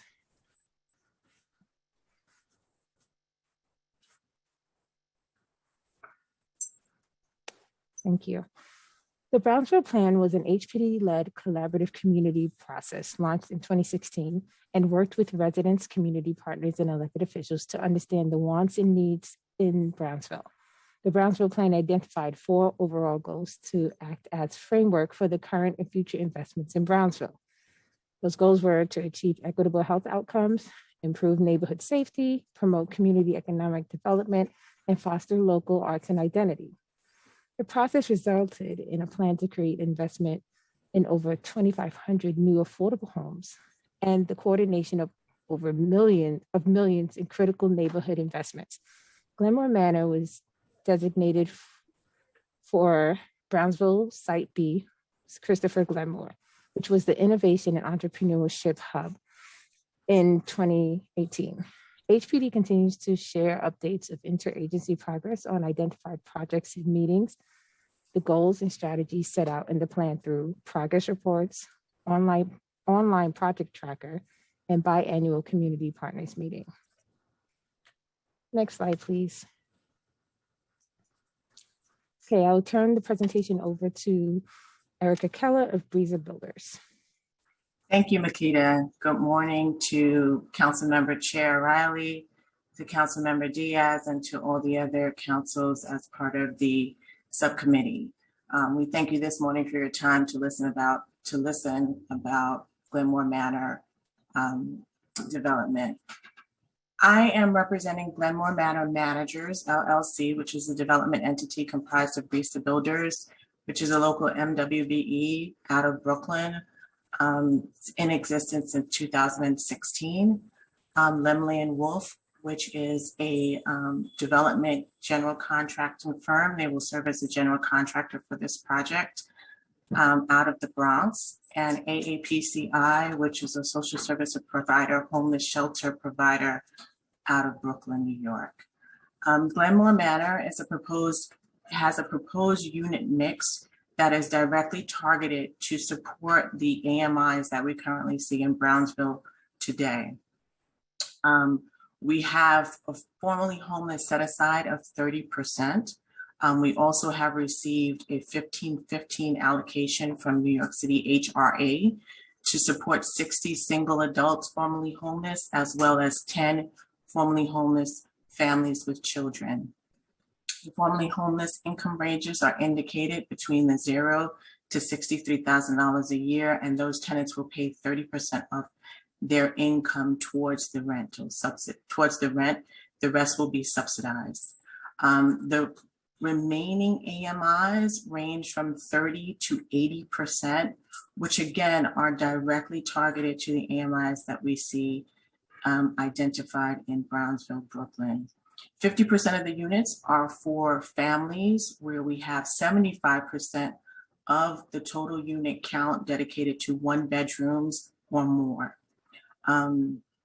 We also were able to take advantage of an heirs bonus, where we have 16 units identified specifically for seniors ages 62 and above, and 8 of those units will be supported by project-based vouchers. The chart that you see in front of you is from the 2021 AMIs. Next slide, please. Again, as discussed in the previous slide, there was really thought about what were the current AMIs in the Brownsville community, and those were the AMIs that we were targeting for this project. So this slide, again, this project was sort of emanated in 2017 through the Brownsville plan and was awarded in 2018. So this data is from 2018, but I would assume that today, particularly given the aftermath of the pandemic that we are still somewhat affected by economically, I would assume that these AMIs are still very reflective of what we would see in the community for 2021. So you see the graph indicates that there's a cluster of income bands between 30%, between 0% actually, and 80% as identified in the Brownsville area, Community Board 16 in particular. And in fact, again, those are the AMIs that we are targeting for the development. Next slide, please.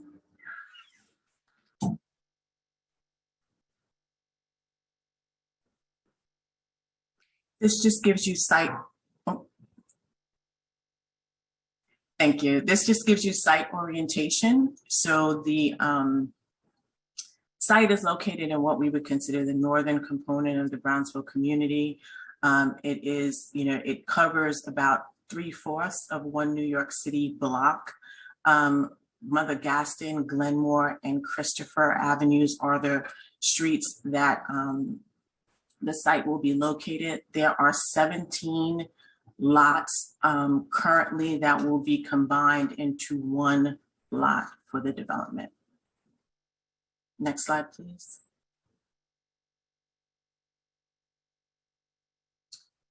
This site plan gives you sort of an orientation of the thought process behind the contextual design of the building. So as you saw on the site plan, there are some lower scale buildings that are closer to the Liberty Avenue side of the block. And then the buildings scale up as we have Glenmore houses as well as Howard houses on Mother Gaston and Glenmore Avenue respectively. So we start off with 4 stories on Glenmore Avenue, on Christopher Avenue, next to the already existing structures that are around that height. And then we scale up as we go up Christopher Avenue, going towards the eastern location of Glenmore Avenue. So we go from 4 stories to 6 stories to 7 stories. We are then at 9 stories at the corner of Glenmore and Christopher Avenue. And then as you round the corner, through the hub entrance, it's back down to 8, and then over to the highest point would be 11 stories where we are facing Mother Gaston Boulevard. We have been thoughtful in terms of the design to really support sustainability and a green community. And so we have solar panels, posts and rails that will be dispersed throughout the roof design. We've chosen that particular type of installation in order to remain as contextual as possible in reference to the design. Post and rail, a lower scale solar panel installation. We'll have some terrace roofs, some green roof area that will be open to the residents. And we also have in the rear of the building a multi-leveled garden, open span space that will be open for the residents for outdoors enjoyment. There's, an opportunity on the concrete area to sit and read, as well as landscaped area, all to be faced by the 2-story Beeville Hub, which will have a glass exterior wall facing this landscape garden so that there will be, a beautiful view for those that are visiting the hub. Next slide, please.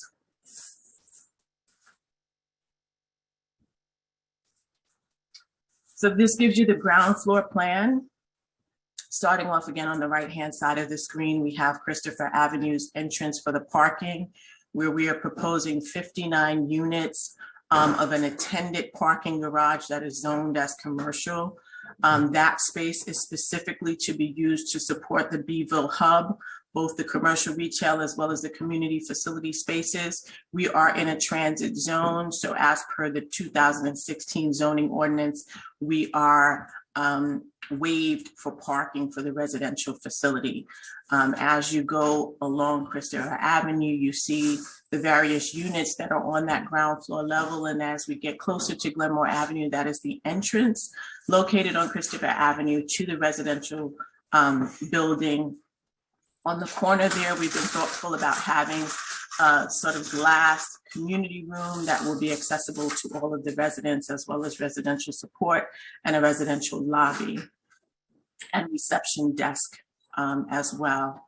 As you round the corner onto Glenmore Avenue, we have our first commercial space, which can be accessed from both the street as well as the Beeville Hub lobby, which is a 2-story glassed entrance where we have open space that will allow for entrepreneurial incubators, where we can have some glass partitions there for new businesses to have incubation space. The first commercial space identified as number 3 is the Brownsville Beauty Salon, which is a for-profit entity that is an affiliate of a current not-for-profit entity called We Run Brownsville, which is an organization started by 2 women in Brownsville that focus on the health and wellness and fitness of African-American women and other minority women in the community. They currently have a running, a track and focus, and are expanding to other areas of health, wellness, and beauty. As we continue down towards Mother Gaston Boulevard, we have our second commercial space, which is approximately 5,000 square feet. This will be occupied by Fusion East. This will be their 3rd location. Ironically, their first building or their first restaurant is located in East New York in a building that was built by Hudson Companies, I believe, and related.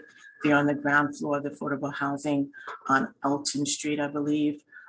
They also have a location in Interfaith Medical Center, a cafe, to service the employees there. And they have started an entree into the Brownsville community with a food truck on Pitkin Avenue. So this will be their 3rd location.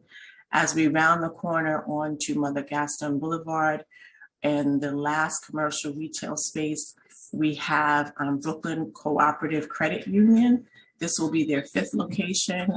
This is actually, I believe, the 2nd RFP that they have been part of as community partners for a successful development team response. So they have locations providing financial literacy and other economic and financial supports to the community in Bedford-Stuyvesant, Bushwick, East New York, I believe in Cypress Hills. Next slide, please.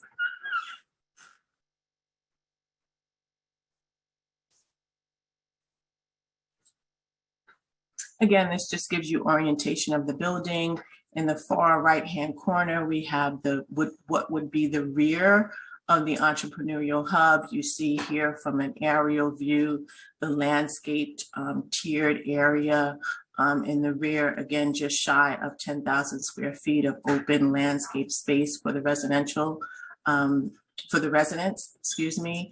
And then you have a visual of one of the open spaces on the roof where you see the green roof as well as the terraced component and the solar panels that will be installed.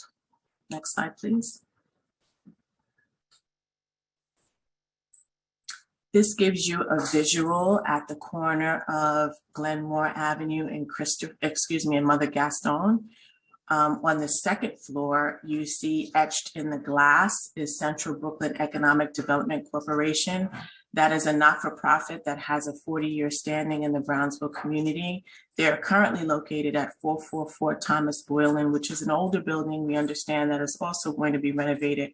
However, in the interim, they are having difficulties in terms of their size and ability to service the community, as well as internet and other types of challenges. And so here they will be expanding their services. They have a linkage agreement with Medgar Evers College, as well as Howard University to offer satellite classes at this location. So they will occupy the great majority of the second floor of the Beeville Hub. However, one of the smaller spaces will be occupied by We Run Brownsville, where they will be offering their not-for-profit support of health and wellness classes for the community. Next slide, please.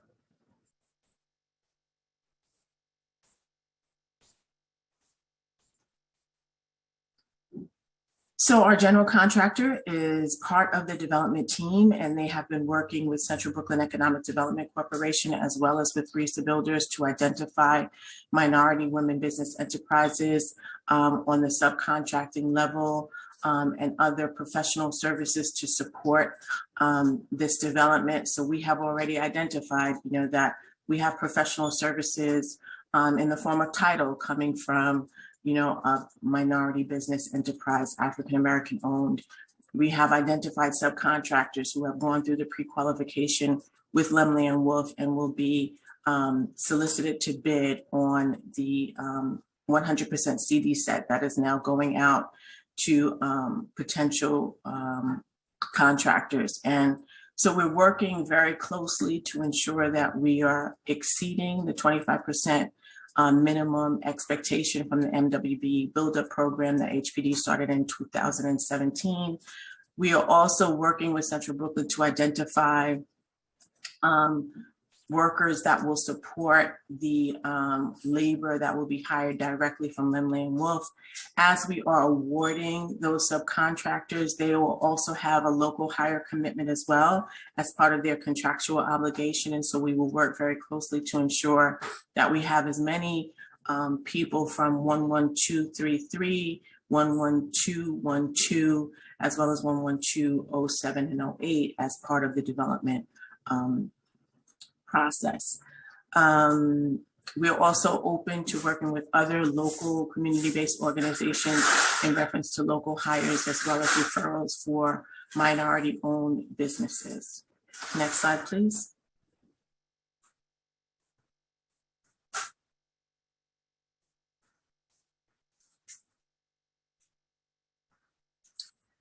So this development is an MWBE-led development team, which I'm very proud to be part of this development. I was born and raised in Brownsville, Brooklyn, and so to be part of the development team for this community is really an honor, and I humbly, I'm very, very proud about being part of this development. We're offering 232 units of affordable housing for families with a focus on supporting a wide range that is representative of the Brooklyn community. So we have seniors, we have formerly homeless, we have families that are in need of extra supports. We have 80% AMIs, we have 30% AMIs, we have 40% AMIs. So we believe that we're touching a wide range of the community. We've made a special effort to ensure that 2 and 3 bedrooms comprise 50% or more of the development, and that 1 bedrooms or more comprise 75% of the development once we deduct the supportive housing units as well as the heirs units. We are very, very, very proud about the Innovation and Entrepreneurship Hub and the fact that we have activated local organizations and businesses that will have an opportunity to expand in the northern section of Brooklyn. And we feel very proud again of the open space, the thought process behind that for the building. And we are designated to go through the 2020 Enterprise Green Communities, which has just elevated the design feature requirements, solar panel installation, active design, as well as other sustainability to ensure that the building has a very compact footprint in reference to its impact on the environment. And we have been very thoughtful about the amenities that we are offering to the community. So there are some general requirements, but we want to make sure that these amenities are designed and activated in a way to really support the building in a positive way. We'll have a laundry room that will have additional machines in addition to what would normally be required. We have a fitness room, we have a bike storage area, tennis storage area, and we're really thinking about what have been our experiences in various developments and what do we think is the best way to move forward for our tenants in this building. And again, the architects were very dynamic in their design of the open space in the rear of the building in reference to really giving people an opportunity to enjoy this space in many different ways. Last slide, please.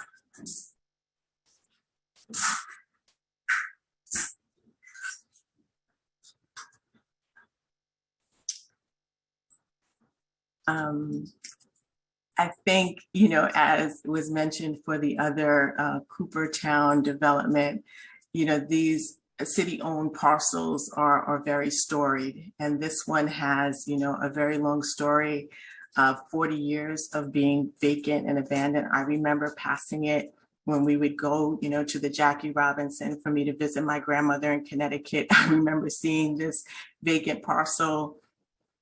AAPCI has 25 years been engaged with the community in support of developing this parcel and, you know, wanting to activate it for the community.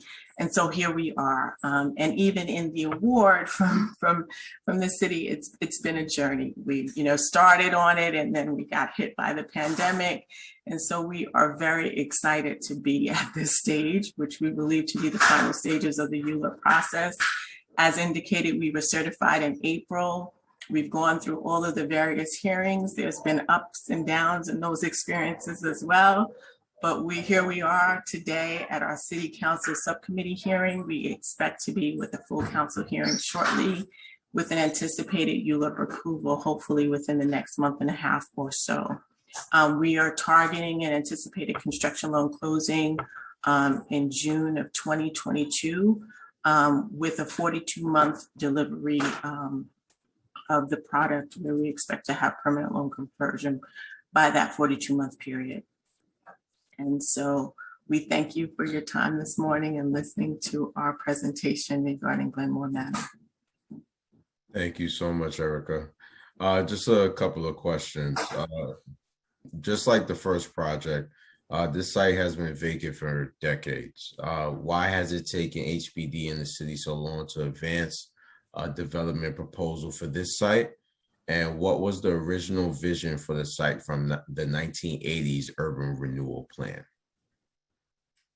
Nikita, do you want to take that? Sure, I could jump in. Lynn Zhang, again, from the Department of Housing Preservation Development. With all developments takes a really long time. And I think in this particular plan, it was designated for public use. And so we've been searching through our archives before even this RFP, and there just hasn't, you know, been any follow-up on this particular public use. And so I think as part of this application, we're asking to change the use to allow for this particular. And so now, you know, we have an opportunity here. We have a developer with a plan that, you know, that both has affordable housing and retail and community facility uses that would benefit this local community. So that's why we're asking that we could change what was designated when the urban renewal plan was first implemented, so that we could allow for this project to move forward. In terms of why it took so long, you know, I'm not sure if I could answer that, if, you know, if there were a similar type of history that Cooper Park Commons had here. I think it's just, you know, we didn't have the right project, you know, we didn't have the right support.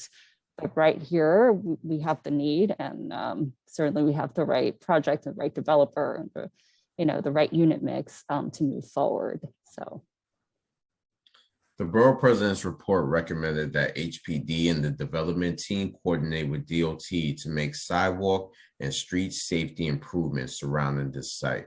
Do you plan to follow this recommendation? Definitely. We are going to be digging into all of the recommendations, and we've had follow-up conversation with Richard Barrick in the planning and in the Borough President's planning office.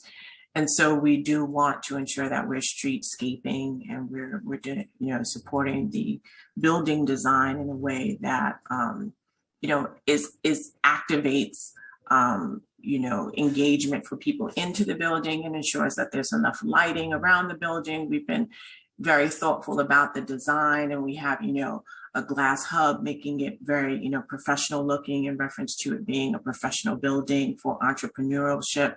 And so we want to make sure that the sidewalks are increased to incorporate the traffic that will be going. Both Glenmore and Christopher Avenue are narrow streets. And so we're thoughtful about that process as well. We have the parking garage that right now is planned to be a stacked attended parking garage. So we have to be thoughtful about the design of that, the ramp going in and out of Christopher Avenue. So these are all things that we are being very thoughtful and deliberate about. You noted that your plan for local hiring and additional MWBE participation. How many local hires would typically be involved in a project like this?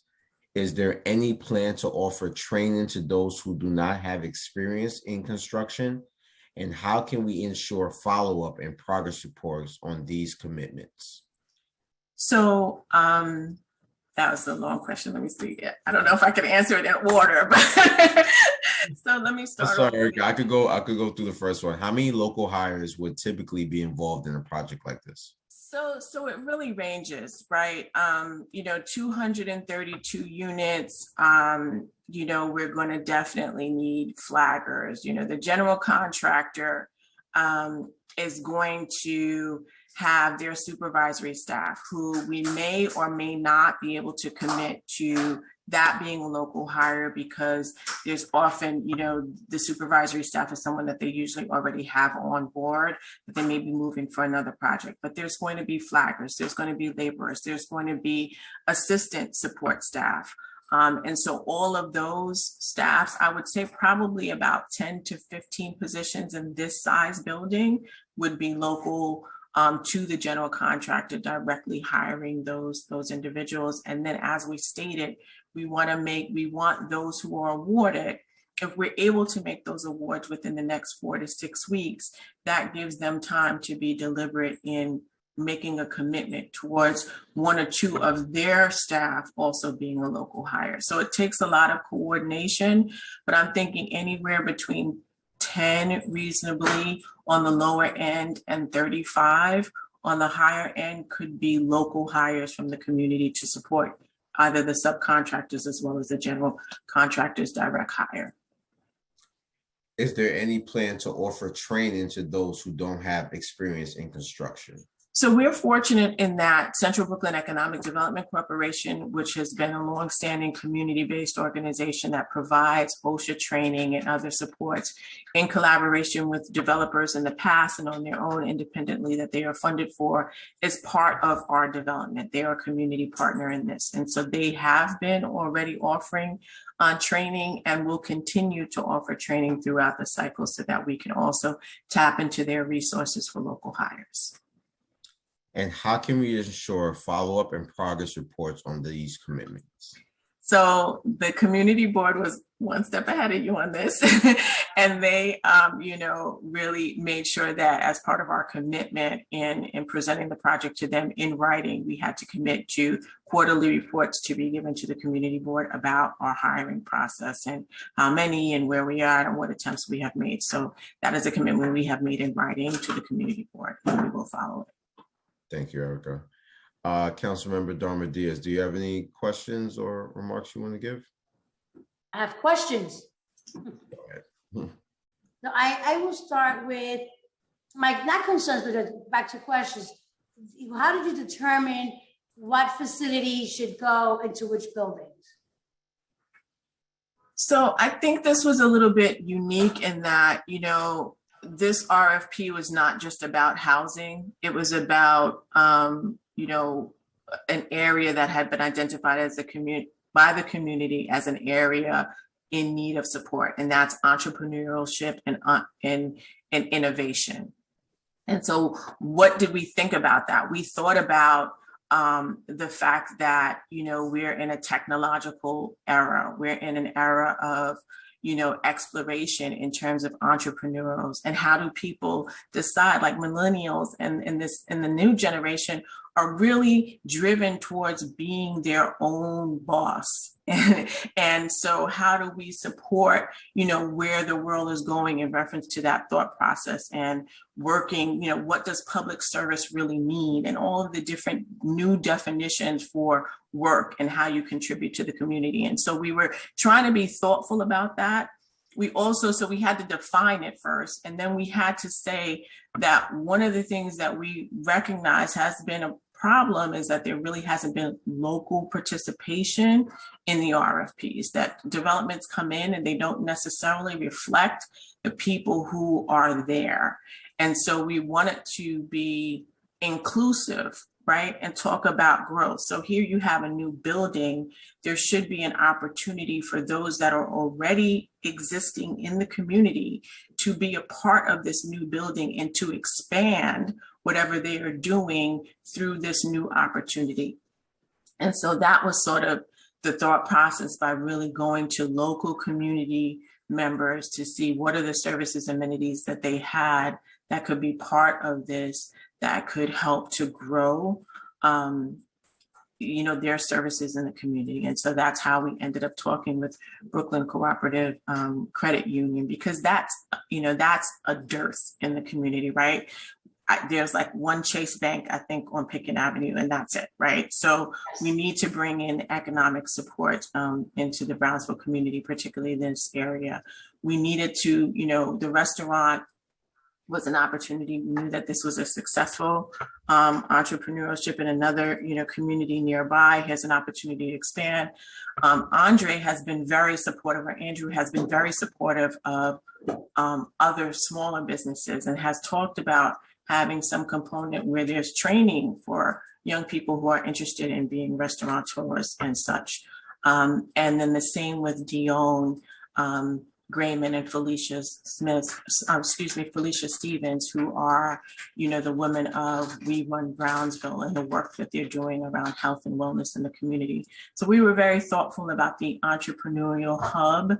And then of course, with the housing, it's really about zoning analysis. The city was very direct in what their expectations were. It was currently in R6, which would allow a certain number of units. We had to propose a rezone to an R7D, R7A split, and that would then allow a certain number of units. And so then what does that unit mix look like? And, AAPCI had really advocated for senior housing for this site for 25 years. And so we knew that the direction that it was going, that wasn't likely a plausible solution. However, we wanted to make sure that we still included an opportunity by utilizing the AIRS bonus to allow us to have 16 units for seniors. But we also said now we have an opportunity to be very inclusive. So we have a supportive housing component through the 1515 allocation, as well as, AMIs between 80 and 0% for all family types. Thank you. Well, thank you for your detailed response. And great to see that Fusion is moving into Brownsville. It's definitely an exciting moment, having seen him grow, him being Andre, and develop into the individual that he is today, and willingness to give back. That leads me to somewhat of a concern, having been an entrepreneur, knowing that going from working at home to now having to pay rent is a different conversation, and utilities that come along with it. Do you have support services? Is there a conversation for small business owners that are transitioning to this new journey to assure a better possibility of good, solid outcomes? So, Brooklyn, so I think the only organization that is really going to be new to this will be the Brownsville Beauty Salon. Okay. They have a very small space. We're taking into consideration right now, we're performing to lower rents to accommodate what we feel will be reasonable, but yet still allow us to feasibly represent a financial plan to the city. And they have a small space. It's 700 square feet, you know, for their tea bar and the beauty and wellness component. So I think that they've been working now for supports for their for-profit arm and such. You know, Fusion East, we've continued to check in with them. So they're more seasoned, right? And so that was also the thought process, was how do you tap into local businesses, but also tap into more seasoned, because we are going to have to deal with our lenders for the overall project, and they need to feel some comfort level about this space. Central Brooklyn is the not-for-profit partner. They will have the second floor. They're working to get some financial supports as well. We want to have them apply for funding, both for their operations as well as for capital to help them build out this space. So we're trying to support them through this process as well. And then they have linkage agreements with colleges and other organizations that will help to support you know, the services that what they want to provide. We want to also have this sort of entrepreneurial incubation space, right? And that is contemplated for the lobby of the hub. And that's a cost that we can it's going to be a space that we have to maintain anyway. So that is some way that we can kind of defray that and offer this to the community as space for them to incubate their businesses and a starting place for them. So we're attempting to be thoughtful around that and know that we're all challenged in reference to the finances now, given the rollout after the pandemic. Thank you. And as we know, housing is no secret, but my passion behind it, and certain homeless services and ensuring that communities are served properly. Is your site provider, is it going to be a provider on site for social services, or they're Yes. site? So AAPCI is our social service provider. They are the not-for-profit development partner. They have a 1515 award, as we stated, 60 single adults and 10 families with children. But those services that are provided, that will be provided through the 1515 allocation, will be offered for everyone in the building. And we have approximately 4,000 square feet thereof for these service supports to the tenants in reference to support offices and offices for social workers and meeting rooms, as well as the amenities, the community room. All of those are part of the services that will be offered, not only for the 1515 allocation, but for all of the residents. So you will have a social worker on site, not just Yes. for the formerly homeless families, For but everyone. For everyone. Mhm. Thank you. Then in reference to supported units, are they going to be integrated throughout your facility, or will there be a targeted floor or side of a building? No, it has to be all integrated, right? So it has to be at least 65% circulation throughout the building of the MIH units, as well as the supportive housing. So we've worked with the architect to ensure that design-wise, we've scattered everything throughout the building. Wonderful. Then my last question will be, in conversation with the Borough President's office, there was a recommendation for the privately owned units, not units, apartments, Jesus crackers, I'm stumbling here, for the privately owned homes that are on this lot to be excluded from your conversation. Where are we with that? So we will, as part of our outreach, we usually send notification to, our neighbors. And so we will do that, particularly as we get closer to actually starting construction and other types of, movement on the site. It's been a little bit dormant as we've gone through this process, but we will definitely include those neighbors so that they're aware of what's happening and what the impacts will be. And there will be some access agreements and license agreements that will have to be negotiated as well. Well, thank you for the human service aspect to it. And my question, I think, was more so to HPD, and I apologize for not being more direct and specific. And where communities thinking that while we're being good natured today and including those 4 buildings as part of the zoning package, a year, 5 years from now, the owners will sell, and now we have 14-story buildings. All right, so now we have this land conversation that we could have prevented, which that's really where we were going with my question. So when we did the RFP, it was just for this site, the city-owned, the L-shaped lot that Erica talked about. But in working on this ULURP application with DCP, they're the ones who oversee the zoning maps, and there is a rationale to extend the proposed zoning district to Picken, because I believe on the side of Picken, there's also an R7. So it's a way for continuity. And I think, and so we had to take our guidance from our colleagues at DCP on that in order to have this map amendment. So because I think they also want to avoid, if that was not mapped, right? I mean, there's still pressures that people get. And if they sell it to a developer, the developer would probably have to go back to the city to get that mapped anyway. Or another result is maybe the one that they want to avoid is that you would have much lower buildings that are not contextual to the one that we are actually proposing right now. So that was a conversation, a lot of back and forth with DCP and sort of drawing the zoning map to make sure that it is not just with this site, that it's done with the idea of like what the future would be and what the shape of that block would look like.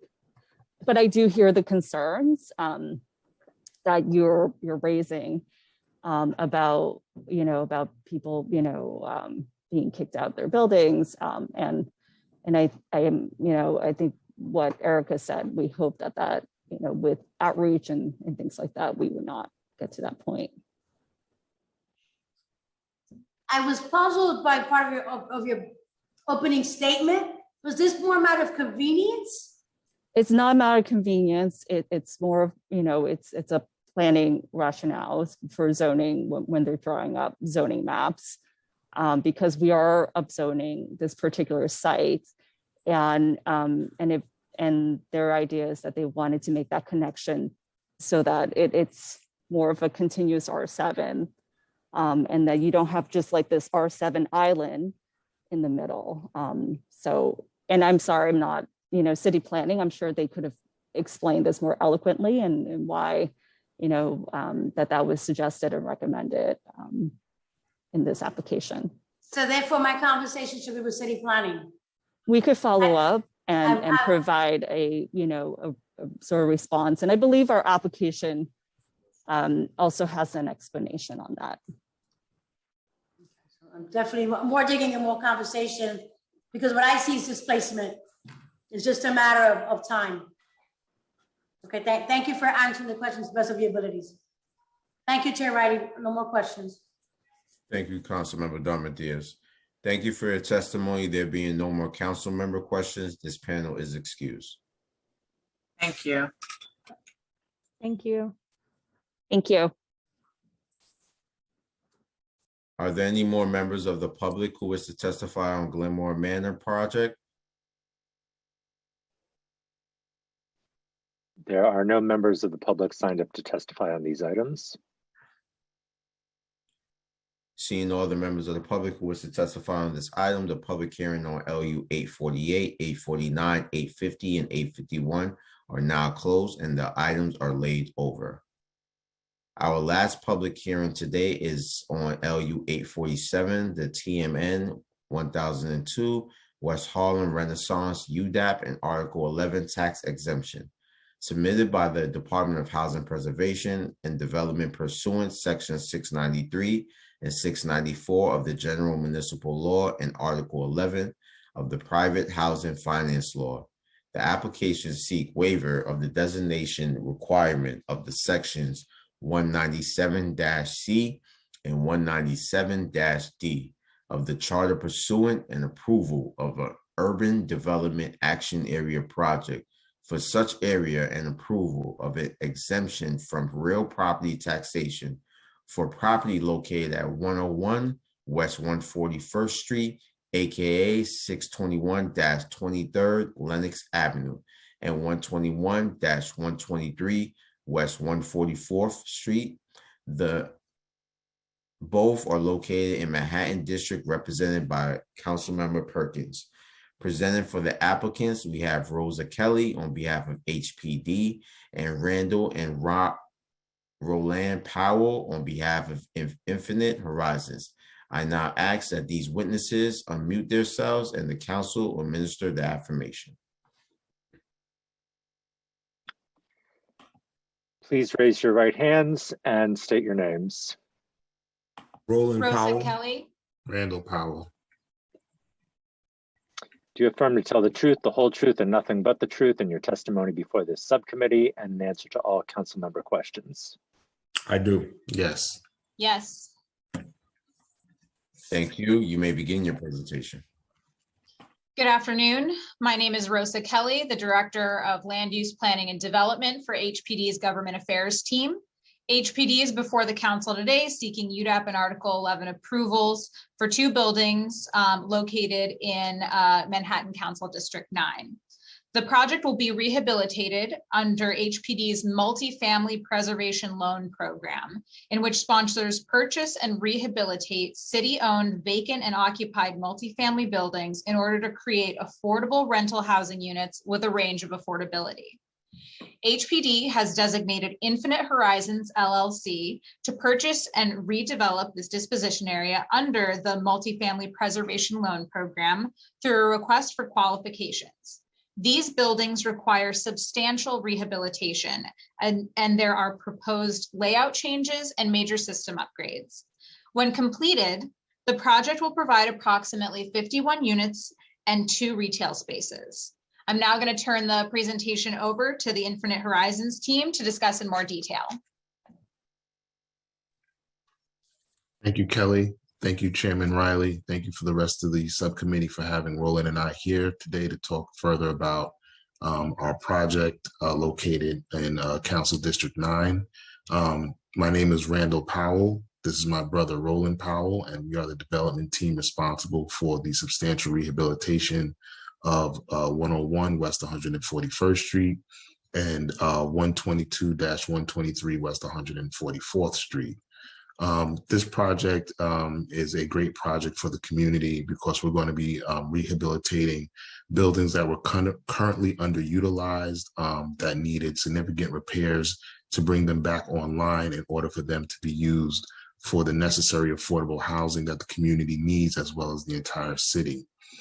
This housing project will incorporate both different elements when it comes to construction, as well as upgrades to the building major-wide systems, and we'll also be following the Enterprise Green Communities 2020 requirements for sustainability and resilience. This project will also cater to various AMIs, from 30 to 80% of AMI, as well as a homeless population throughout these two buildings. We believe that this opportunity is necessary and long overdue due to the current housing crisis and need that is taking place across the city that so many others that are on today's panel have mentioned.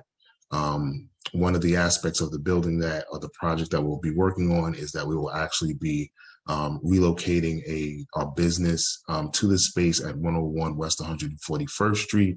We will actually open up a property management office, which we believe will serve the tenants to making sure that we can be as responsive and proactive in addressing any needs and concerns that come up during our ownership and management during the life of the project. We appreciate the city's support in moving the project forward, and we look forward to completing this project over the next 2 years. We are in the process right now of applying for financing. And as you can see, here are some pictures of the current building. On the left is 101 West 141st Street. That is pick number 1.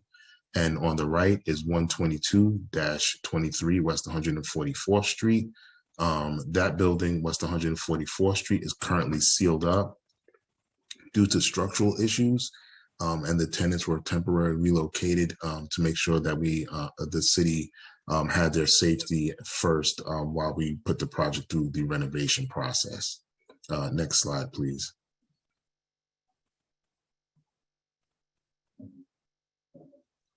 Here are the building details. There'll be 10 studios, 20 one-bedrooms, 11 two-bedrooms, 10 three-bedrooms, and as mentioned before, 101 West 141st Street has 2 commercial spaces, one of which we will use as our office for property management so the tenants can have readily access to any services that they require.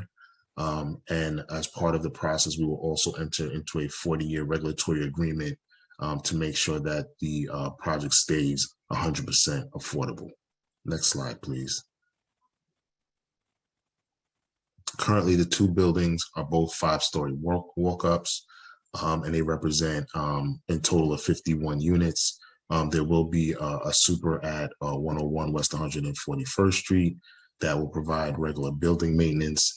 The scope of work will include all requirements necessary to meet sustainability practices through the Enterprise Green Communities 2020, new electrical services, new structural beam work, new plumbing, new kitchens, new flooring, new windows, facade work, as well as all the other requirements described by DOB to make sure that we meet all health and safety issues for the building.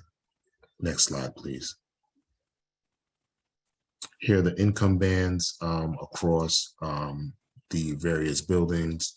The first income band is for 47% of AMI, and we're actually going to try to move that to have some 40% lower income units available because we know that there's a need for lower income units for the project. The second band is 57% of AMI, and the third band is 80% of AMI. And we believe that this marketing band for the various residents in the area will bring a very variety of incomes into the neighborhood and into these buildings to spread out the opportunity for everybody to have affordable housing in the area. Next slide, please. Again, this slide gives the details of what the average rents would approximately be for the studios, 1 bedrooms, 2 bedrooms, and 3 bedrooms. Again, the goal is to make sure that tenants have an affordable rent and they are not charged more than 30% of their income in order to have a sustainable household. Next slide, please. Again, we look forward to this opportunity. Infinite Horizons, just to give a further background, was established in 2007 by my brother Roland and I with the need to turn projects such as this that have been underutilized into affordable housing. We're city and state certified MBEs, and we have a track record of working on similar projects across the city. And we look forward to further working with Chair Riley and the rest of the City Council and subcommittee members to bring this amazing project to fruition. Again, we appreciate the support of HPD and all of the fellow participants that have been on today's panel. Thank you and have a good day. Thank you so much, Roland and Randall, for your commitment to addressing these needs in our communities. Looking forward to working with you both. And thank you, Rosa, again from HPD. Thank you for your testimony. There being no more council member questions, this panel is excused. Thank you. Have a good day. Thank you. Thank you. Are there any members of the public who wish to testify on LU 847? There are no, well, let me check. If there are any members of the public who are here to testify on this item, please raise your hand now. Committee will stand at ease.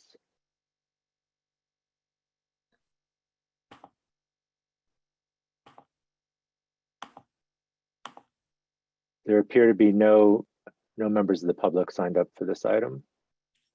Seeing no other members of the public who wish to testify on this item, the public hearing on LU 847 is now closed and the item is laid over. That concludes today's business. I remind you that if you have written testimony on today's items, you may submit it to landusetestimony@council.nyc.gov. Once again, that is landusetestimony@council.nyc.gov. Please indicate the LU number or the project name in the subject heading. I would like to thank the applicant members, I would like to thank the applicants, members of the public, my colleagues, subcommittee council, and land use staff, and the Sergeant of Arms for participating in today's hearing. This meeting is hereby adjourned.